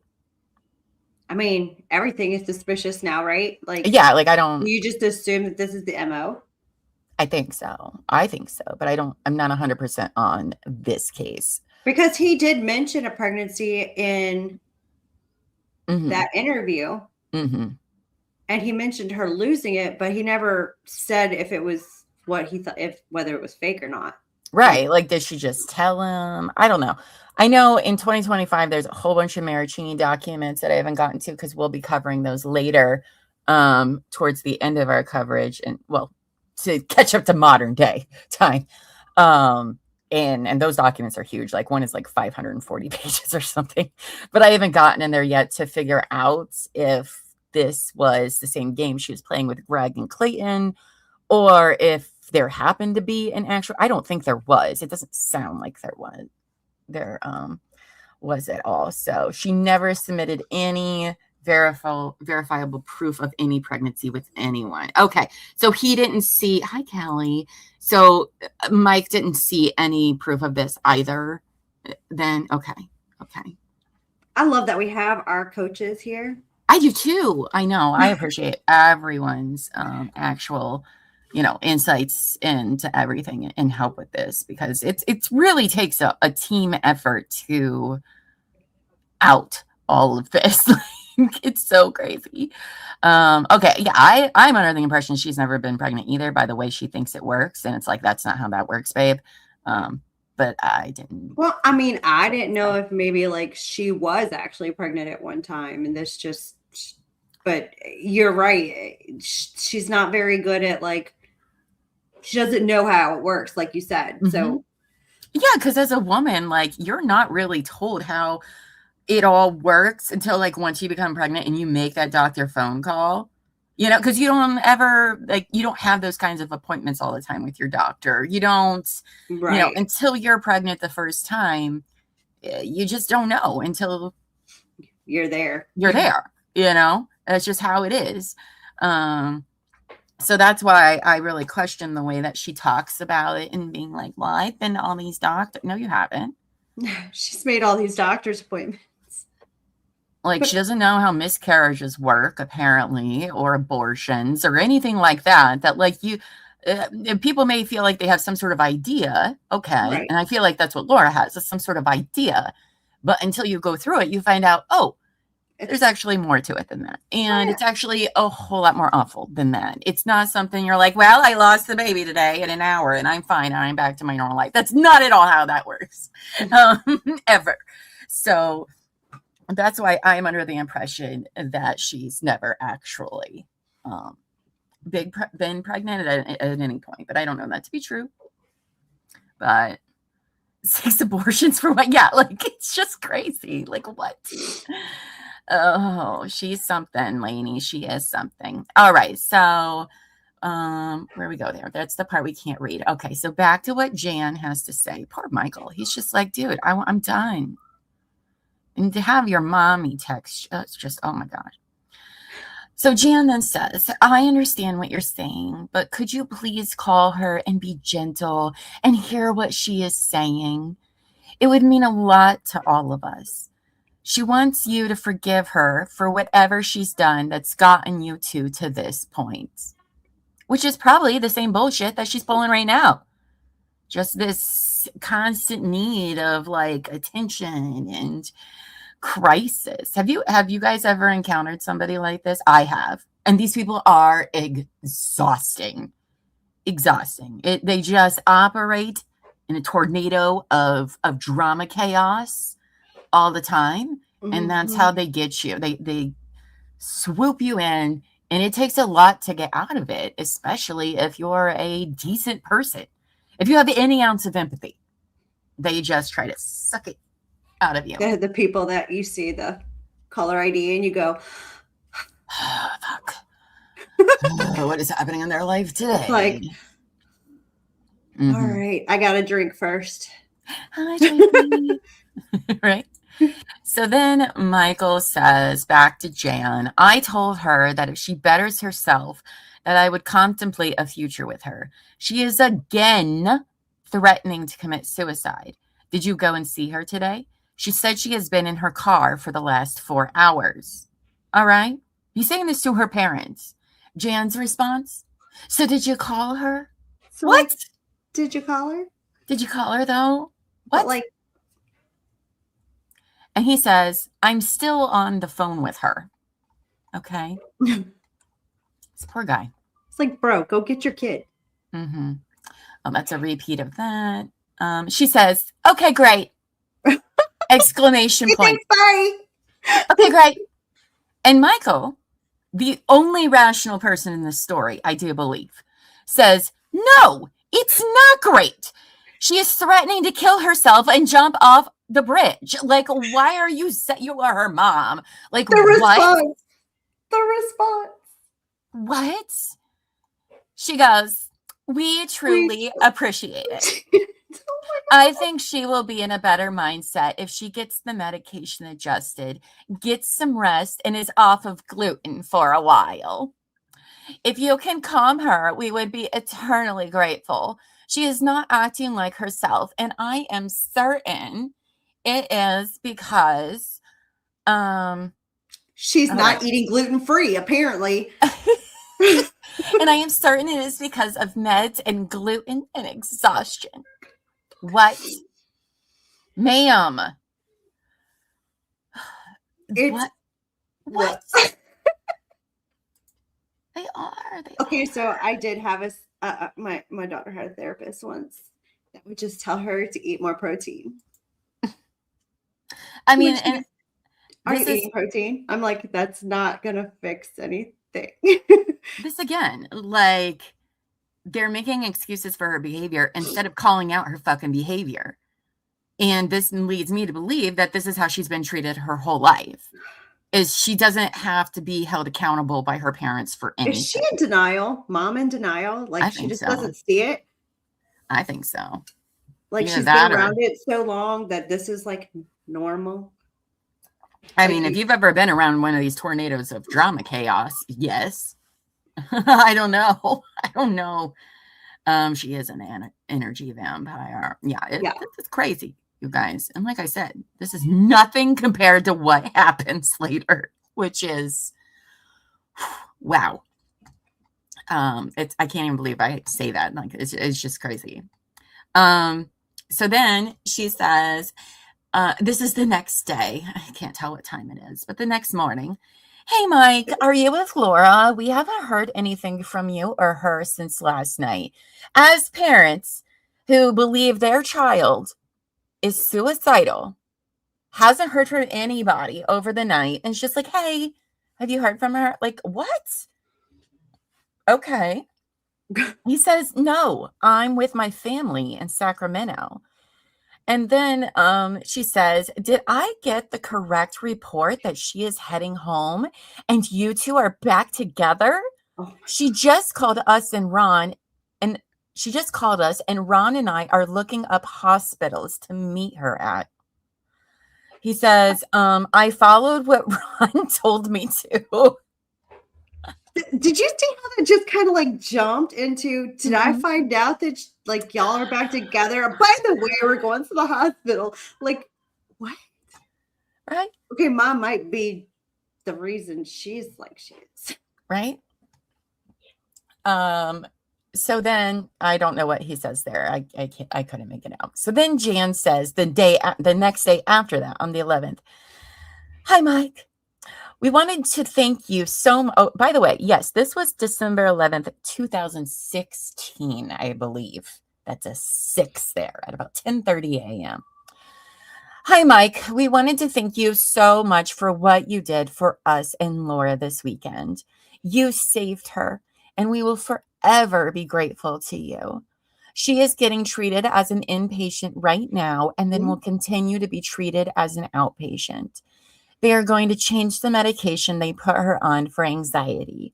We would love to take you out to thank you later this week or the following if you are available. Does that work? What? Who's like, let me take you out to dinner? Thanks. We also know this took a big toll on your family this weekend, and we would love to take everyone out to the House of Prime Rib this holiday season if your mom and sister are in San Francisco. What? Why are we just like sending a thank you card and let's take you out to dinner for what is happening? That is wild. She's delusional too. Like I'm not surprised she's reading this that Laura is the way she is. I think I've decided that mom is just as cuckoo bananas. I think so too. My opinion. Right, exactly, Bruce. Thanks for allowing yourself to be manipulated into being our daughter's boyfriend. Do you want some prime rib? Can we take you and your family out to dinner during this trying time where we're just, trying time for us. We don't want to talk about what's going on with you, which we're about to find out, friends. Forget about what's happening to you. It's more about us and our family and our daughter right now. But thank you. Thank you to you and your family. So down here, the next one is this one, which a lot was hard to make out. Something hours, something responding, something because I was something yesterday is what the top says. And that's all I know. She says, I'm glad. Oh, wait, no, this is Michael. I'm sorry. This is Mike. Right, because he's in the dark. This is Mike's response. I'm sorry. I didn't mean to have that mocking voice for you, Mike. I apologize.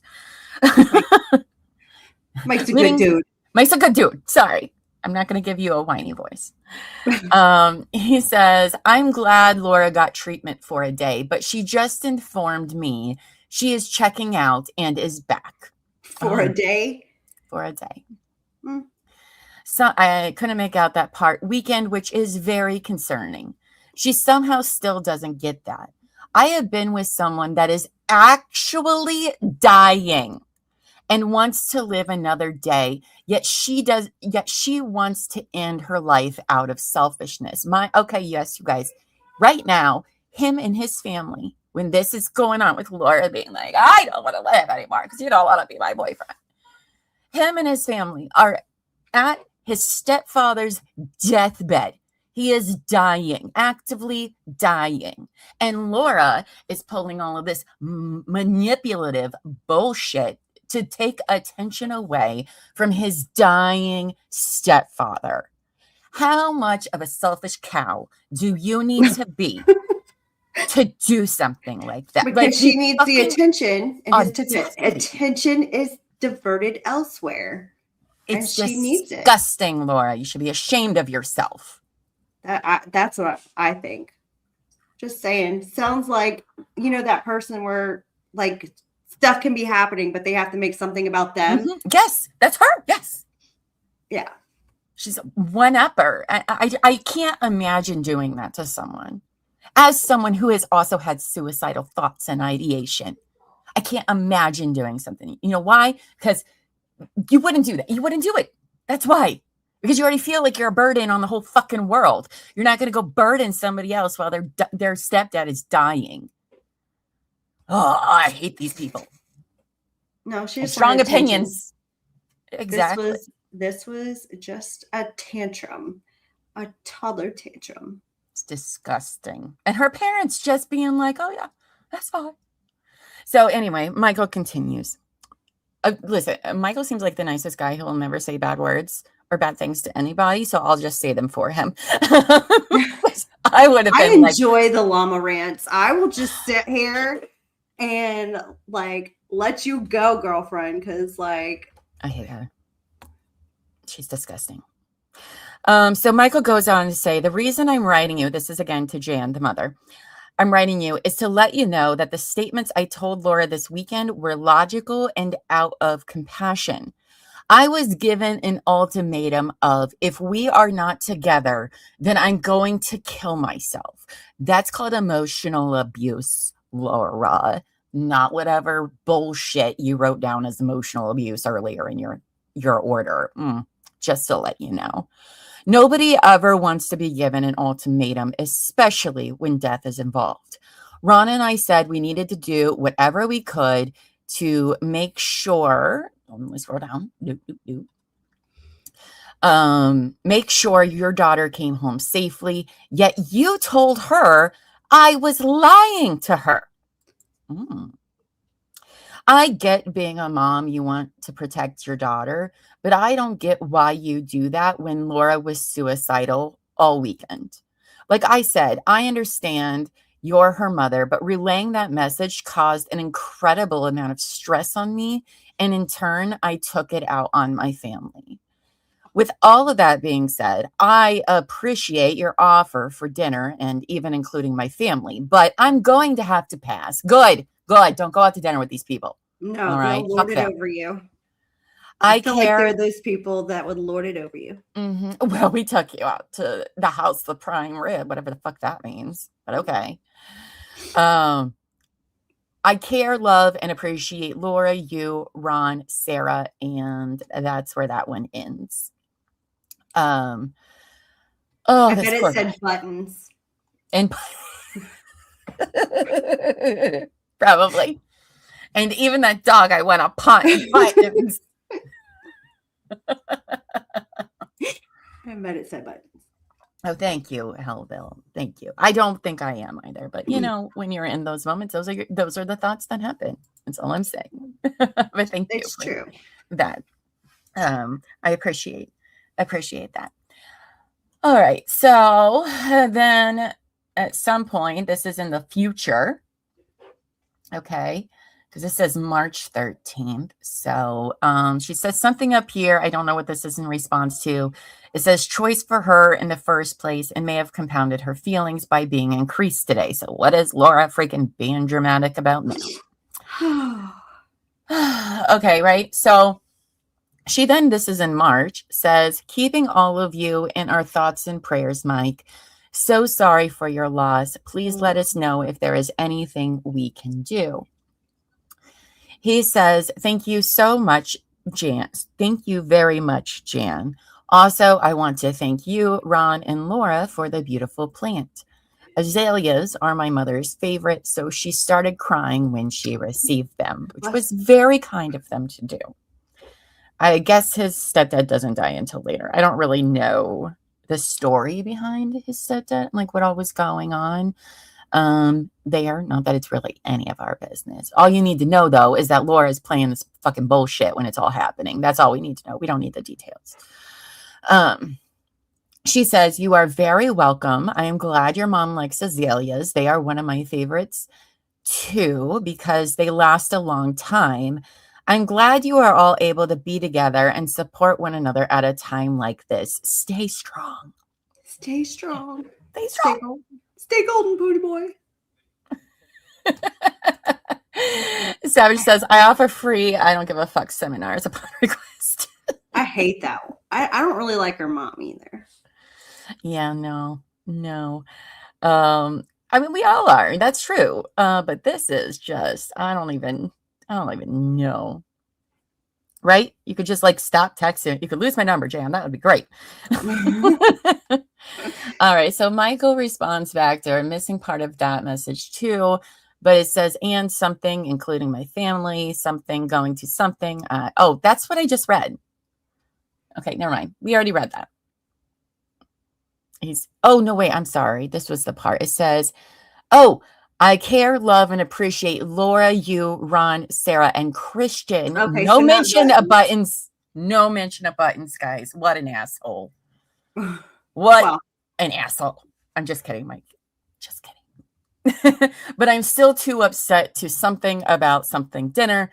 My family know about your kind gestures, something." So then, again, he's grieving right now. But don't worry. Jan has more to say, because now is the time, Jan. Now is the time to say, "Back to me. Back to me and my family and Laura." Okay, so like back to me, guys. Right. The real reason we're here. They increased her dosage of Cymbalta, and I think it has had a very bad effect on her. I think it wasn't a good idea and has made her very anxious and upset.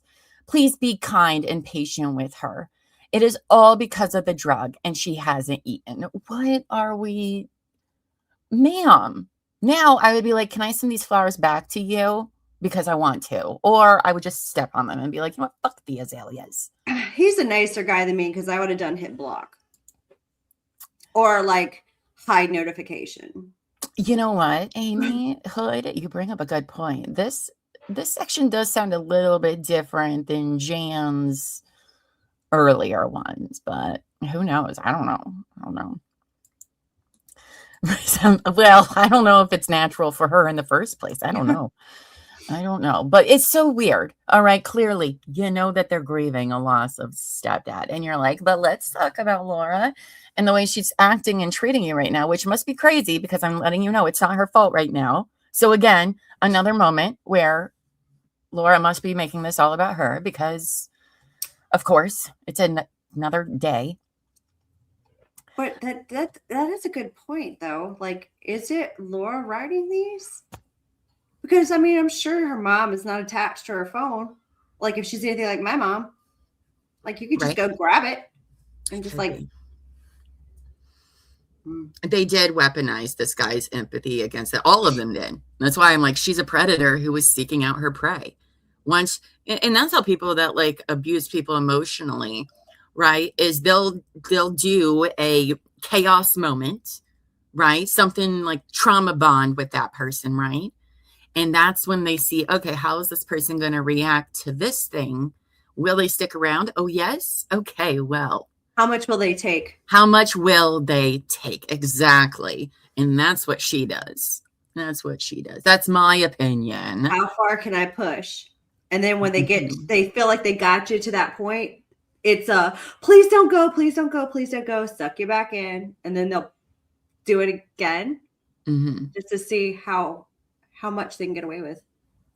Right. Helivis says, they were prescribed Cymbalta as well. And medication can make things worse. That's absolutely true.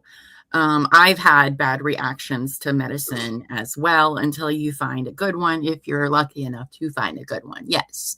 However, but every body is not the same. But you're not gonna.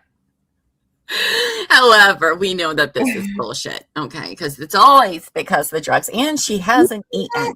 That's been like a thing lately in the news, that it's always because of the medication. But here's the thing is when they teach you, when you deal with mental health issues and support groups and doctors, like, yes, your whatever you may have may cause you to do things that are not like you, right? If you have a manic episode or a depressive episode, or if your medicine makes you, you're still kind of responsible for it. If she is bipolar, though, putting someone on antidepressants that is bipolar without a mood stabilizer can make you more manic. So, but I don't think that's true. Oh, I don't think she's manic. I don't think she is at all. I think she's got a personality. She's got personality disorders of the wazoo. Okay, I'm not a doctor, but if I had to put money on it, we're talking probably like 3 at least. I don't know what her deal is. I don't know. I don't know if we'll ever know. But it's wild. I've been in enough psychiatrist's office to be able to be like, okay. I mean, not, yeah. Right. I'm just saying. But yeah, changing medications could have horrible effects. But it's also just convenient. It's happening when his stepdad dies. The convenience of it all. Okay. It's always, though, when he dies, when he was sick, like it's always during big moments. Like big things are happening. Yes, that's a huge red flag, right? If something big is happening in your life, good or bad, and that person goes and says, oh, I got this crazy thing happening on to take you away, whether it's the good or bad thing happening in your life, run. Okay? Run as far as you can from them. As far as you can. Okay. So, she hasn't eaten. He says, I understand that and have been kind and patient. But when she doesn't like an answer, she gets thoroughly something. Upset. Again, she something called and asked why I would something. Know how we in something. I don't know. But anyway, need to be moving forward. You tell me something that doesn't mean I tell Laura. There are some things she doesn't need to know, especially the state she is in. I didn't say I never want to see anyone again. I respectfully declined the kind invitation because it's still fresh and my family is focused on someone who is ill. So, did Jan tell Laura and exaggerate, oh, he hates us. He doesn't want to go to dinner with us. We were going to take him to the house. Absolutely. 100%. 100%. Or did she go through Jan's phone? Or Jan said, well, he doesn't want to go to dinner with us because he hates us. Yeah. You know, they had the conversation. Yeah. And she volunteered that. I just, those two are just like apple tree. That's what I'm thinking. All right, this actually gets continued down here, so we'll start here. So Jan, this is what she says back to Mike, who, by the way, again, great thing. Why are we even having this conversation, Jan? I totally understand and feel very sorry for what your family is going through right now. I am truly sorry that this has been a distraction. I would just ask for your continued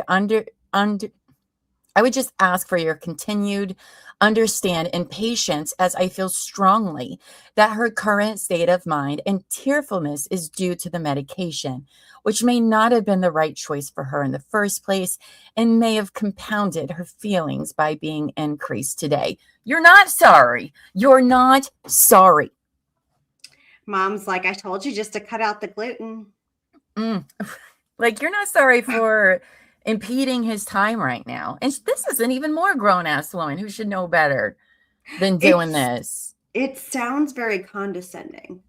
If you ask me, it's like, I totally understand how you feel, and I'm very sorry about what you're going through. Like, it's like, look, I understand your feelings, but we're going to talk about me. It's wild. I couldn't imagine even bothering somebody about this when they're going through that. But okay. I guess that's the difference between us and them, isn't it? The rest of the world's like, what? Don't do that. This can wait. Right? It can wait. Like, you're her parents. What is he gonna do? Right? It's so weird. You got to talk a 30-year-old man into being in a relationship with your daughter. It's weird and not normal. Please take her is what I'm hearing. Please take her. So she says, keeping all of you in our thoughts and prayers, Mike. So sorry for your loss. Please let us know if there is anything we can do. This was actually out of order because this is where he thanks for the azaleas. And we already covered that. I hate when they put these things out of order. It's very annoying, but we already did that. All right. So that's all the text between Jan and Mike. Okay. Next are the texts between Ronn. What? I was just like, it's dad too. Yeah. Yep. These are between Ronn, her dad, and Mike. So there's that. I was hoping dad was the same one. Maybe. I don't know. We'll see what you guys think about all this. All right. So this is December 10th. Says, please call Laura and promise her anything. She wants to keep her alive. She wants to keep her alive. The mom, he doesn't say we. She was like, she wants to keep her alive. See, that's why I was hoping dad was like, yeah, they're both a little bit nutty, but I'm stuck. What a wild thing to write. Well, she wants to keep her alive. I'm good with any way it goes. And I promise to help you get out of it as soon as she's safe. Please, now. All caps. Like, what a weird thing. Okay. And Mike goes, she sends me to voicemail every time. Ronn says, we're now telling her that by text. And then Michael says, done. And then Ronn says to him, please also remember she suffered a concussion last week. And between that and the pills, she is not herself. Oh, now we have a concussion in the mix. Jan didn't mention it, which is surprising. She chalked it up to everything except for a concussion. But now there's a concussion into play. It's the gluten. It's the gluten. It's fucking nuts. I'm sorry. I just think that's funny. You should cut out the gluten. Right. The whole, interesting. Okay. This helps with our Hellville says Clayton, Greg, and Michael have all said the whole family is complicit, including the dad and sister. Ooh, interesting. Because I haven't gotten to really the 2020s stuff yet, except for the end of Michael's here. Because it's been me going back and forth of like, does the sister know she did this stuff? Did the dad actually know? Is he even alert? Like, I don't know what's going on with this, but that's you just kind of want to hope that they're just like not necessarily complicit, but they're got, that's their child, so they're trying to be supportive and they don't really realize the whole picture. But there's a difference between complicit and I believed her too. You know what I mean? Yeah. I mean, as parents, you want to believe your child, right? Right. That's just inherent. But all right. So then Michael says, no excuses for these types of, I think it's behavior, but I don't know that to be sure. Need to hear, and I'm going to go join my family back in the hospital, as he should, because it's his family. Maybe her family needs to focus on her. Ronn says, we are desperate to get a hold of her and nothing yet. She said you are talking. Can you please respond to her? We need her back. Also, why aren't you calling the police then? Getting a wellness check. I would say not anybody has called. No, not even Michael. And that this is not the first time she's done this, that her parents are aware of. That can't possibly be the case. So Mike says, Ron, I've done everything for you guys all day while my stepfather is dying. Yet you both don't have the decency to call me back. Because what is the time? Yeah. And then he says, it's like an hour between texts. Yeah. He says, this is getting ridiculous. As I would too. Like, oh, you're blowing up my phone. I'm trying to deal with my stuff, and then you can't even bother, right? So then Ronn says, I feel like absolute shit reading your text. I am so sorry. I had no idea that your stepfather was dying, and you are absolutely right. I didn't realize my ringer was off until now. I will call you tonight when she's safe back in San Francisco. So then a couple days later, Michael says, and thank you for sending the flowers to my family. That means a lot. And that's all there is between those two. But I do like how he opened it with like, she really wants her to live, I guess. So if you could just do this for me, that would be great, buddy. So that's interesting. Because it's really Laura. Oh, do you think that was Laura? See, and that's what I've been wondering if it's Laura the whole time.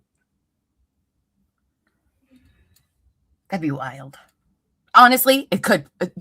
Anything you're like, where there's it's no her. Like, yeah, I know, right? You think it's ludicrous, but like, right? Also, look who we're talking about. She's diabolical.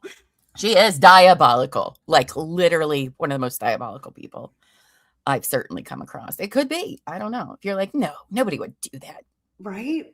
Okay. But also like, look at all the other stuff that she's done that you think that nobody else would do. Mm-hmm. None of it makes sense. Not rational. No. All right. So then these are going to be texts between Laura and Mike's sister. Okay. So as if her family reaching out to Mike isn't enough, Laura's like, I'm going to text the sister. She's calling everybody. She's calling everybody. Everybody needs to know about this. Sorry, my keeps being all silly. Oh, PNW also thinks that the texts from Ron are also Laura. What man says, I'm so sorry? That's a good point. Well, the doctor, that's who. Sorry, that's a Doctor Who reference. But he does. I'm not in a text message. Have you seen how men text? They're like, K.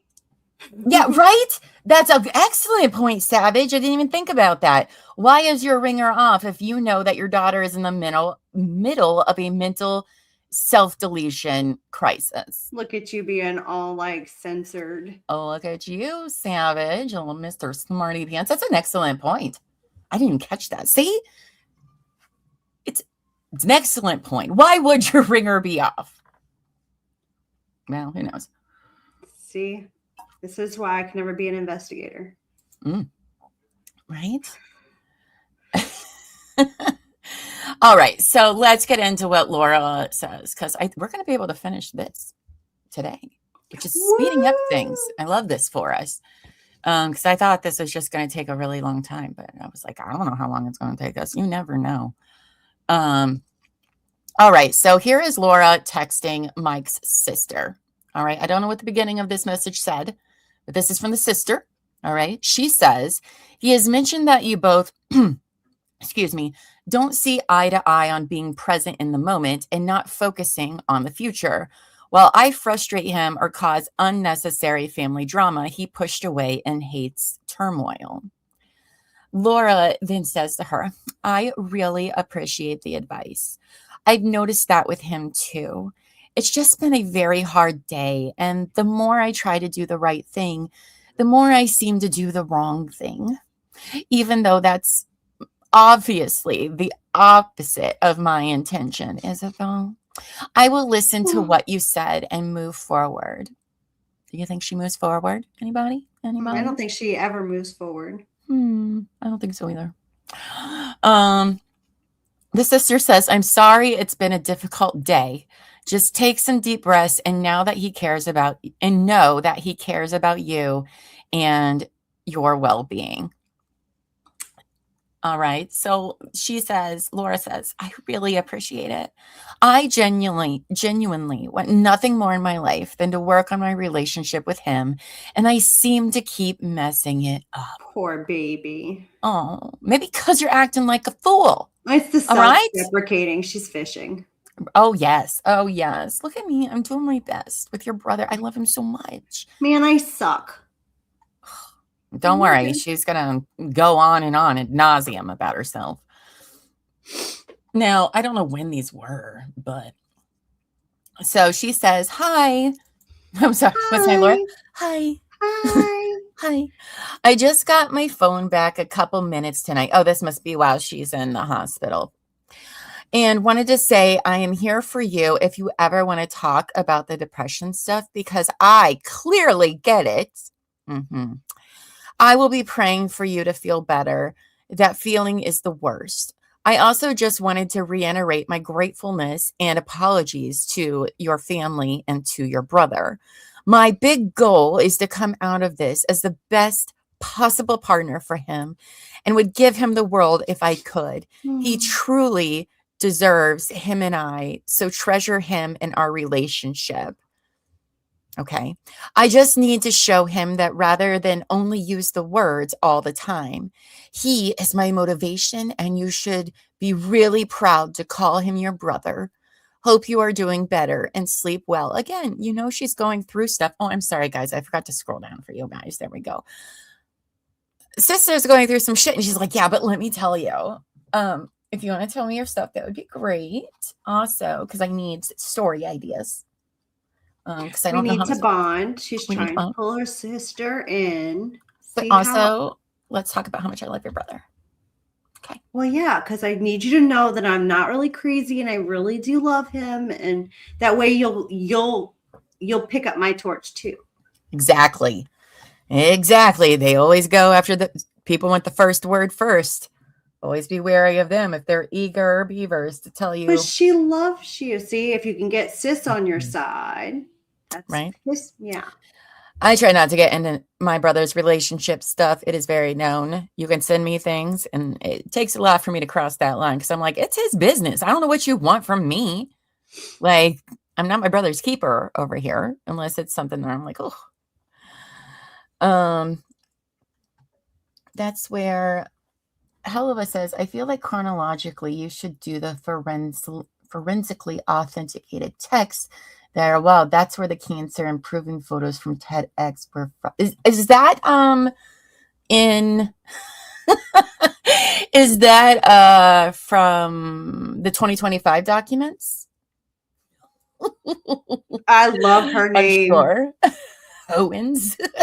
I got a little scared for a second. I thought we were like being stalked, and the name.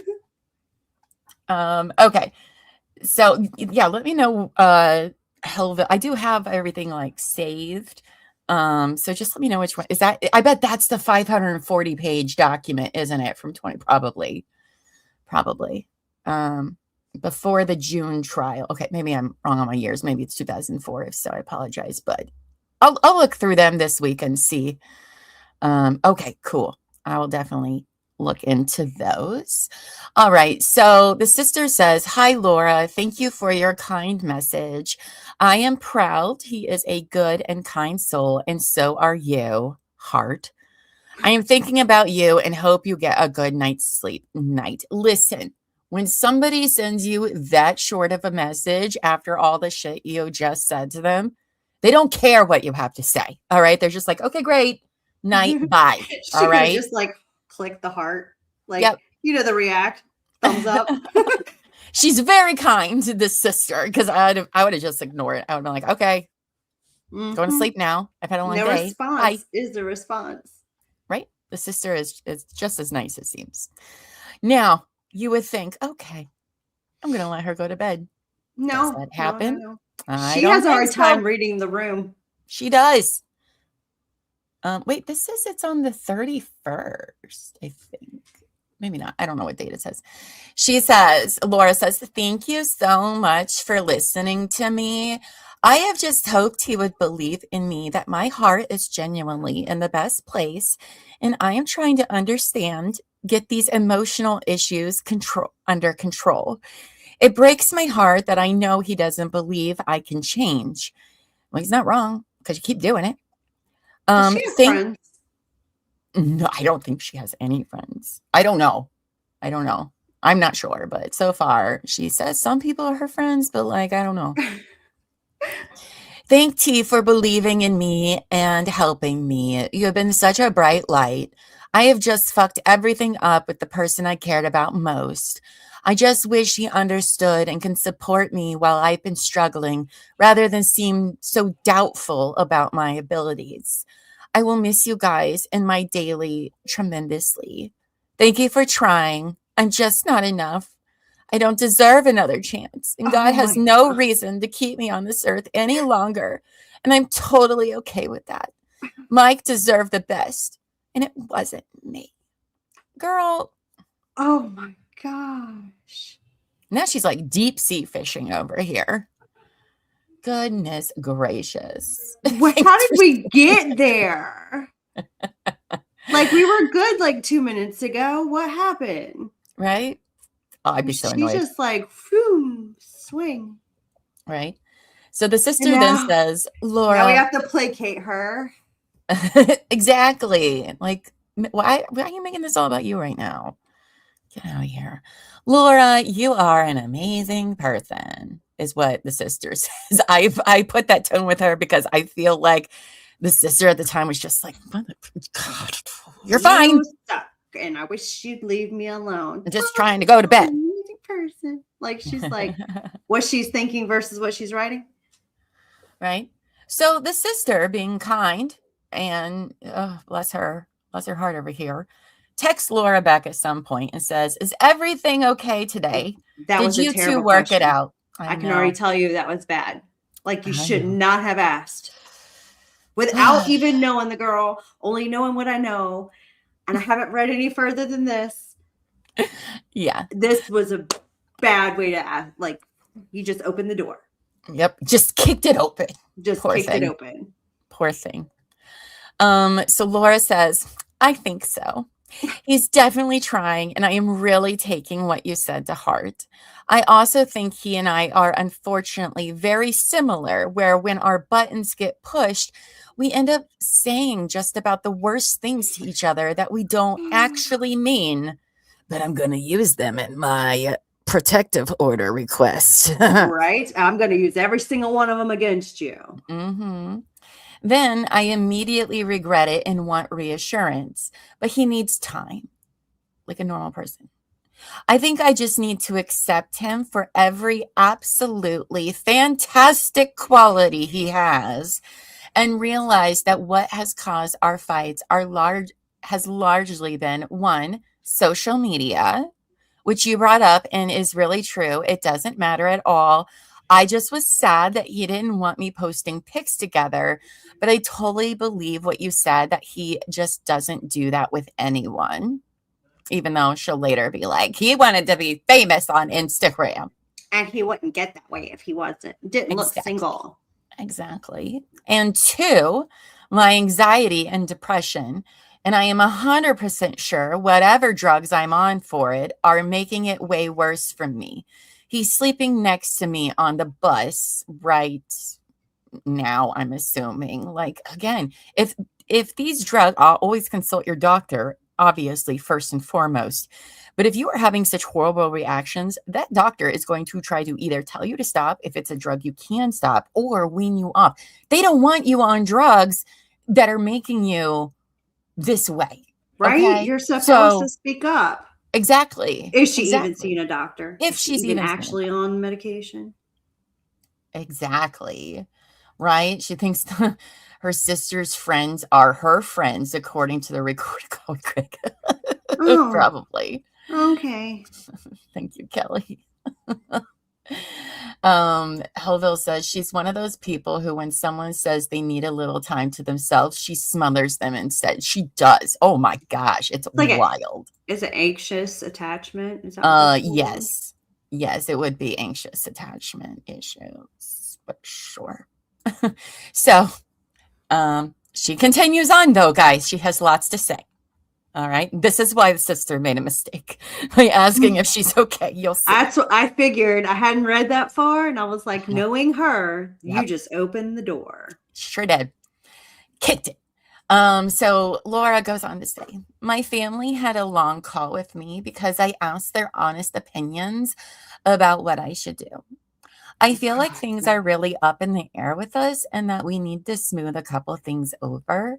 We have talked a lot about feelings, and what comes up over and over is how I love him. And he doesn't have those feelings for me. Oh no, what? You don't say. Probably because you're a nightmare. I have been praying to get the answer I need. Do I stay with someone that I love with all my heart, even though there is a good chance he will never love me? I wanted to tell him how much he meant to me. He was just not nice on the phone. I've done a lot to be there for Mike and support him, and I wouldn't dream of ignoring him or not taking his calls. She's not getting the hint, all right, that he's like, listen, I don't, she's like, if only there was a sign. If only he would just tell me, which it sounds like he has, babe, numerous times. There's some people that don't understand until you're mean to them. It's like when your kid, again, I'm equating her to a kid. Your kid doesn't listen until you freak out on them. Right? I mean, when he's like, obviously, I don't want to be in a relationship with you. And she's like, you gotta be in a relationship with me or I'm going to kill myself. Like, what more of a sign do you need, babes? Get out of here. Oh, she goes on. My heart is telling me that I shouldn't be with someone who treats me like this and ignores me when I'm upset. I don't think he cares if I stay or if I go. So I guess I have my answer. Clearly. It's just hard. What? Okay.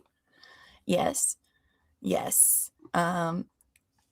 And that's the end. This is just a proof of service by the employer, or I'm sorry, the employer, the lawyer, that this is a true copy of.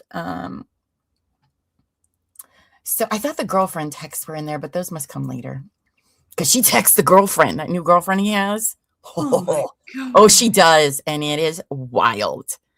It is absolutely. Oh my God, this girl.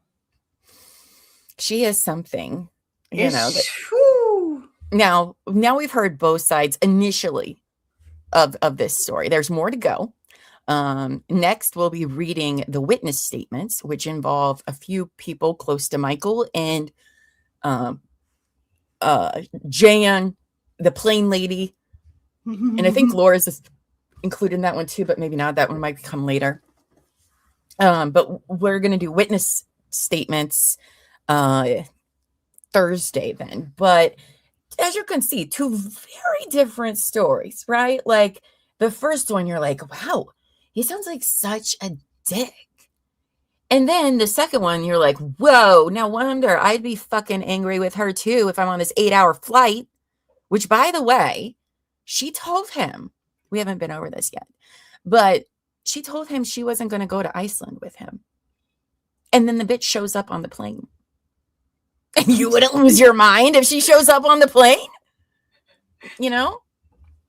This, like I said, she seems to show up everywhere. Like she put the stalking order against him or the whatever, but like she's everywhere, bro. Mm-hmm. She's like everywhere. Right. So like when she just randomly shows up on this plane, that, I mean, because they had tickets to go together was what I understood, right? But she said, you know what, I'm not going to go because they're not together. And honestly, she shouldn't be leaving the country like right after she's saying. But apparently her parents convinced her to go to try to fix things. So she showed up. So she randomly showed up. Okay. But then, you know, I don't know how he knew where I was all the time. It's like she's got it sounds like a rom-com. Like she plays this out like it's a movie in her head. Like this is how it's going to go. And it's creepy or like creepy and weird. Yeah, that's what it comes off as. I think that like she's seen way too many after school specials. After school specials, she doesn't get the hints. Her parents, I mean, the texts from her parents, especially her mom, were just like, what? Yeah, what? That's why I said I think they're the same person. Like, well, they're either it's Lauren or they're very similar. And one is the way they are because of the other. Mm-hmm. I think like a delusional Hallmark movie. Yeah. Well, I mean, like a lot of people think that that's real life. Like Mm-hmm. it's just gonna be like that. It's got to have all the turmoil in it, but it's gonna have it's got to have all the drama. Yeah, she's a And very dramatic person. yeah, well, I watched the TED Talk and watched her face the whole time, and she's like, it's weird. Okay, like people do respond differently to different things, but like it was very like. I love storytelling as much as the next person, okay? But just go watch her TED Talks and let us know what you think about it. And it was then the let us first know in the time I comments. really heard her talk too. So that wasn't what I expected either. And what's crazy is she is very pretty. She is a very beautiful woman. All right. She clearly is educated as well. Like she writes well. But wow. I could see why people didn't initially like see through her bullshit. You know what I mean?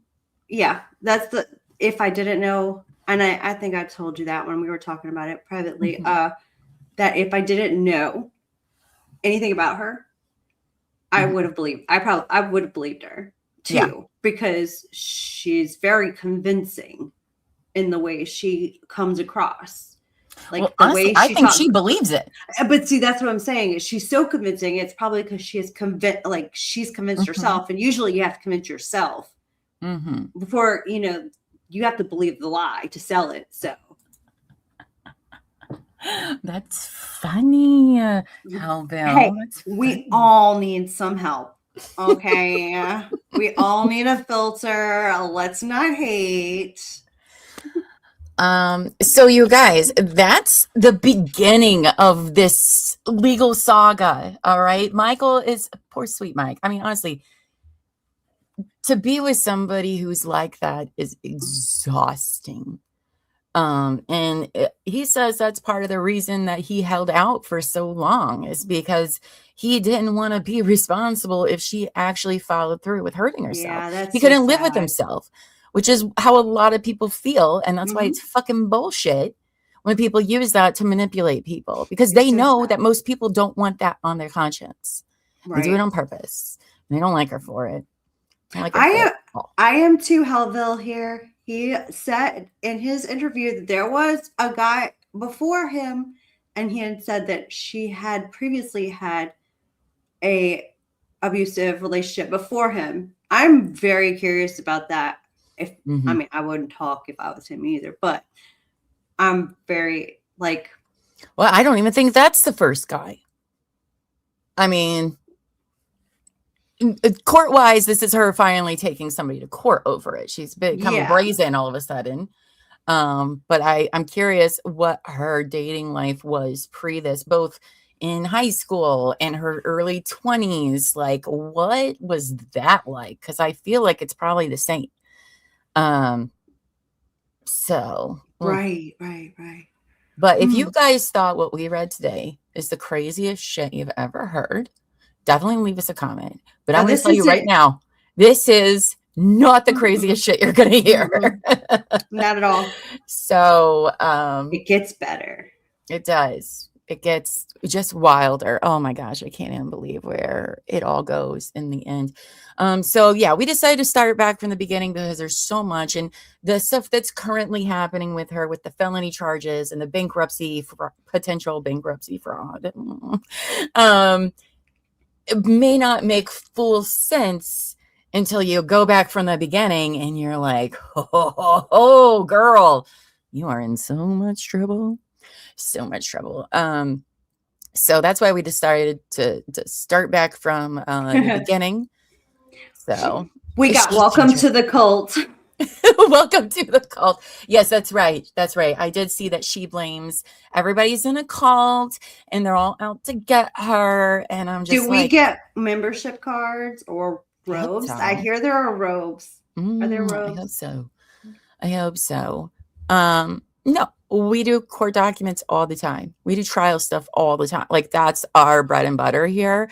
And like, you can just read these and just be like, girl, I can make up my own mind. And it says you're crazy. Okay. Right. So we have facts.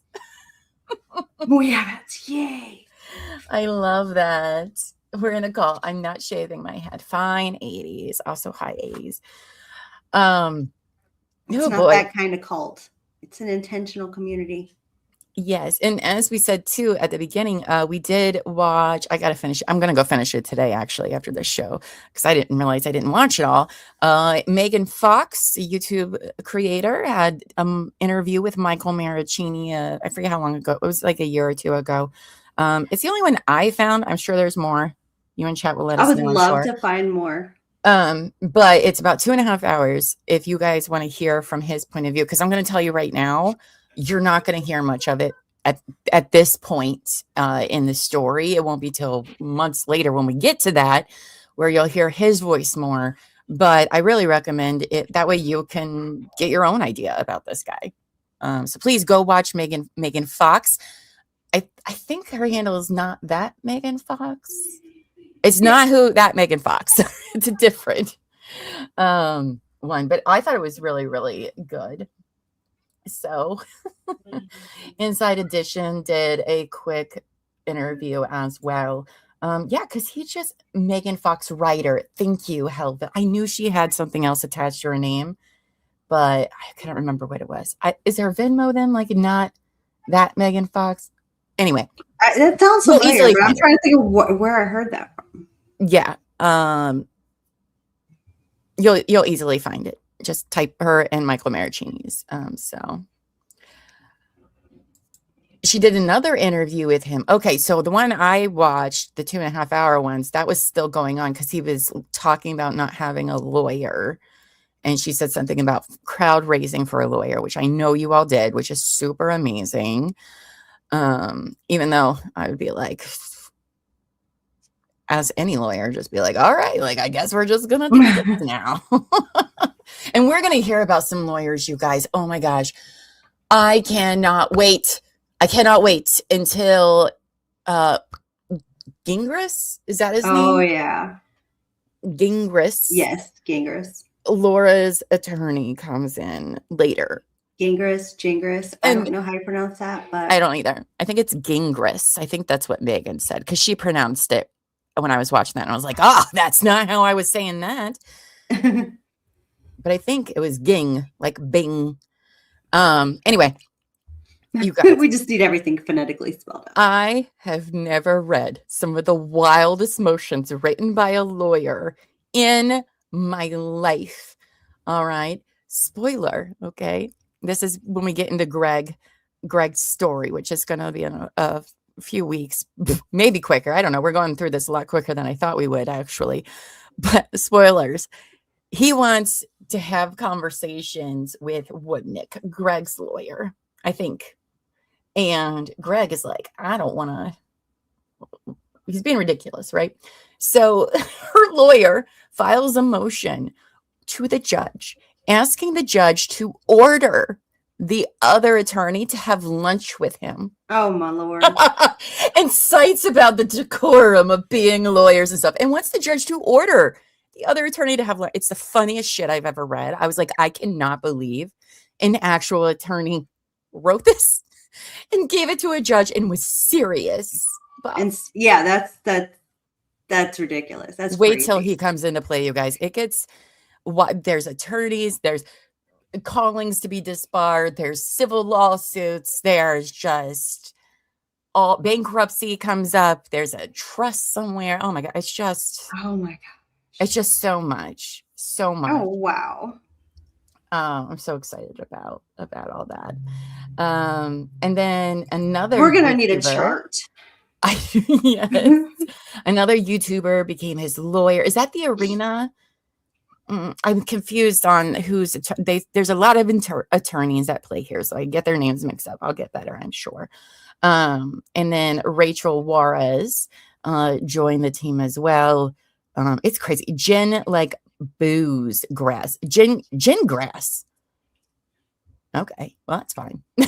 Jen grass. So it's Gingras. No, Jen grass. How do you say grass? Gingras. Well, that's called grass grist. What are you saying? Me? Yeah, grass. How do you say grass? Gin grass sounds dumb. Well, you haven't read his stuff yet, so Sorry, to bro. let you know. Gin grass. He stays in the picture for a while. I can't wait till we get to that guy. All right, friends. Well, listen, that's what we have for you today. If you want more Laura Owens stuff, okay, we spent 2 whole shows reading her 100 and something page investigative report about her first 7 felonies she got from the Clayton Echard case, which comes later. All right. She's being charged with 7 felonies. There should be another investigative report coming out because she gained more felonies from Greg Gillespie. But if you don't know anything about that, go to our playlist, our Laura Owens playlist. You'll find it there. Our first 2 shows about that gives you kind of like an outlook to the case overall, but it gets so much twisted than that. So it'll give you a taste of what's to come next. And then, like I said, we're going to be doing this every Tuesday, Thursday, and Friday from 11 to 2 for the rest of February. March, maybe. I don't know where this is gonna go. I might be like, listen, we need to talk about this every day. But I can say for February, Tuesday, Thursday, Friday, 11 a.m. Eastern. So if you haven't, please subscribe to our channel. We cover lots of stuff. I am on a break from trials at the moment, but we have our True Crime and Wine Time podcast every Tuesday that we record here on YouTube. We're covering the Maureen McDermott and whether or not she's guilty or innocent on death row. Part 2 is this Thursday, and you're going to hear lots more ranting about that case. And then there's Midday Missing and all sorts of fun stuff here on our channel. So if you're new here, thank you for being new and supporting us. We appreciate all of the chatters who have been so kind and gracious and welcoming us in and filling in the gaps for us. I love having a guide through this. Right? You guys are the best. We should do like a panel or something with you guys sometime. I would love that. Oh, sorry. My microphone just hit me in the boob. Take it out. All right, you guys. Let me see. Is there anything else I'm supposed to say? I think so. Let us know in the comments what you think so far about the Laura Owens debacle that you've heard. We're taking it step by step for you guys because it's a lot to handle, but let us know in the comments what you think. If you want to see more, other than that, I think that's all I got. Do you even have a fancy sign off yet, Buff? Or I don't, because I'm not that creative. You're not that creative. No, everybody has these cute little things to say, and I'm just like, Right. All right, you guys. Well, thank you for being on with me again, Buff. I'm sure you all are going to see more of her because how can you can't look away. It's a thing you can't look. So remember to share this on social media so you guys have people in your life that you could talk to about. Yeah, do the YouTube-y things. All of the YouTube-y things. All of those like things. Subscribe, share, or whatever. Right. But, yeah, this is a train wreck. You can't really stop. And it's like when I'm like, I have to be like in a mind where I know once I start digging, I'm going to keep on breathing. It's like not getting out of that hole for a while. And like, listen, normally we cover dark things like murder and things like that. And this may seem like, but it's just, no, it's a big deal though. She freaking tried to ruin these men's lives. Innocent people's lives tries to get ruined, including their futures. She's done a lot of really horrible things to a lot of people, and the whole world deserves to know who she is because she needs to be shamed for everything. And it's gross to use the court system against people like that. Yes, absolutely. It is absolutely disgusting. And the way she's, pretended to be a victim about so many things, you guys just buckle up. If you think we're being mean assholes to her, we have reasons to be. You'll see. Yeah. So like the little overview in the 118 page report was just like a little window. And that's where that's the one where I'm like, right. Holy, wow. So if you haven't seen that one yet and you want a lot more yelling, you've heard 5 or hi Wendy, 5 or more guys she tried. I believe it. And not even just guys. I mean, we're going to get into some lawsuits against a construction company that they just a lot of things. I want to go to Arizona and watch the trial live. Yes, Hellville. Yes. So normally, Couch Court with Llama, I cover live trials going on, and that's what we watch all day. But I want to break right now because I just was on a very long one, and I was like, no, I can't do it. I need to talk about Laura. So that's the reason why we're doing all of this prep, is because I know the trial allegedly might be in July. Don't get your guys' hopes up, though. Okay. Because I'm going to go with it's probably not going to be. But if it is, that's why we're preparing now, because not all of this stuff is not going to come out in trial. It's not. And so a lot of it won't, because it may not be relevant to the charges. So I was like, we've got to do this deep dive so everyone knows like the full story that isn't probably going to be talked about. Well, they want to know if we're going to cover the past ones. Oh, yes, we are. I do have all the hearings and stuff. I don't think y'all are new here, so I'm gonna give you some grace. But this is Llama, and when she does a deep dive, it's true. It's a deep dive, and we're gonna be here a while, right? For everything, I'll go to write an episode for True Crime and Winetime, and I'm like, Terry, I'm gonna need to split this show into 7 parts. Okay. Great. Yeah. I will say, and it's a deep dive. It's a problem. We're gonna be here a minute. But yeah, people are saying, is she gonna take a plea deal for that? Is she gonna settle? I don't think so. I also don't think they're gonna. I know they said that there was like a plea deal negotiation, if I recall, but I don't think so. Because then she has to admit that everything was a lie and was made up, and I don't know if she's even capable of doing that. I was about to say, she would have to like concede, and I don't think she's doubled down way too many times to back out now. Like, she has no choice but to go. I don't think anyway. But no, and she's looking at prison time. Okay, she's looking at prison time for these felony of perjury and tampering with evidence. She doesn't have to take. It doesn't have to be a deal to make a plea. She can plea at any time. That's true. A deal does not have to be offered. There does not have to be an offer for someone to plea. Someone can make a plea at any time. But I don't think she's going to do it, because she would have to admit she was lying. Mm-hmm. I can't wait to watch all these Zoom. Now, I have not watched the Zoom, like any of the hearings or anything, except for the bankruptcy one that just happened. I did watch that one, but I've been avoiding watching them because I want to watch them like live as we're watching them too. So I know, I feel like I have more of a reaction. Once I've read it, I have less of a, I'm like, yeah, that sucks, because I already had that reaction privately in my bedroom where I'm like, what?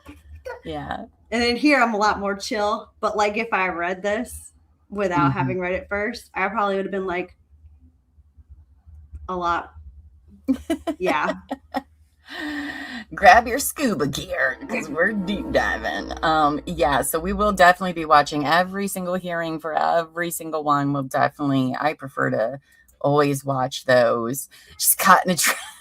She just loves him too much, guys. Too much. And they just lied to her. Like, that's so crazy. And he broke her heart. Well, he lied to me constantly. He lied to me and told me that we would be together forever. And man, that's not how things work. Pretty sure he can say the same thing about you. Right. And they met on like a dating site or a website or a dating app. I think she did with all of them except for Clayton. I don't know. Okay. She's going to tell about, wait till you all hear her statement, probably on Thursday. Oh boy. So. Oh, yay. She absolutely thinks she can talk herself out of it. She absolutely does. You know why? Because it's worked numerous times. Because people haven't even bothered to fact check, or she's so convincing, even though when you, again, think about it for like 2 seconds, you're like, wait, that doesn't make sense. So, okay. Now, on that note, we're going to get off of here thank you all for being with us. We will see you again Thursday morning, 11 a.m. Eastern, to talk more about Laura Owens. So until next time, go forth and be amazing. All right. Bye, guys.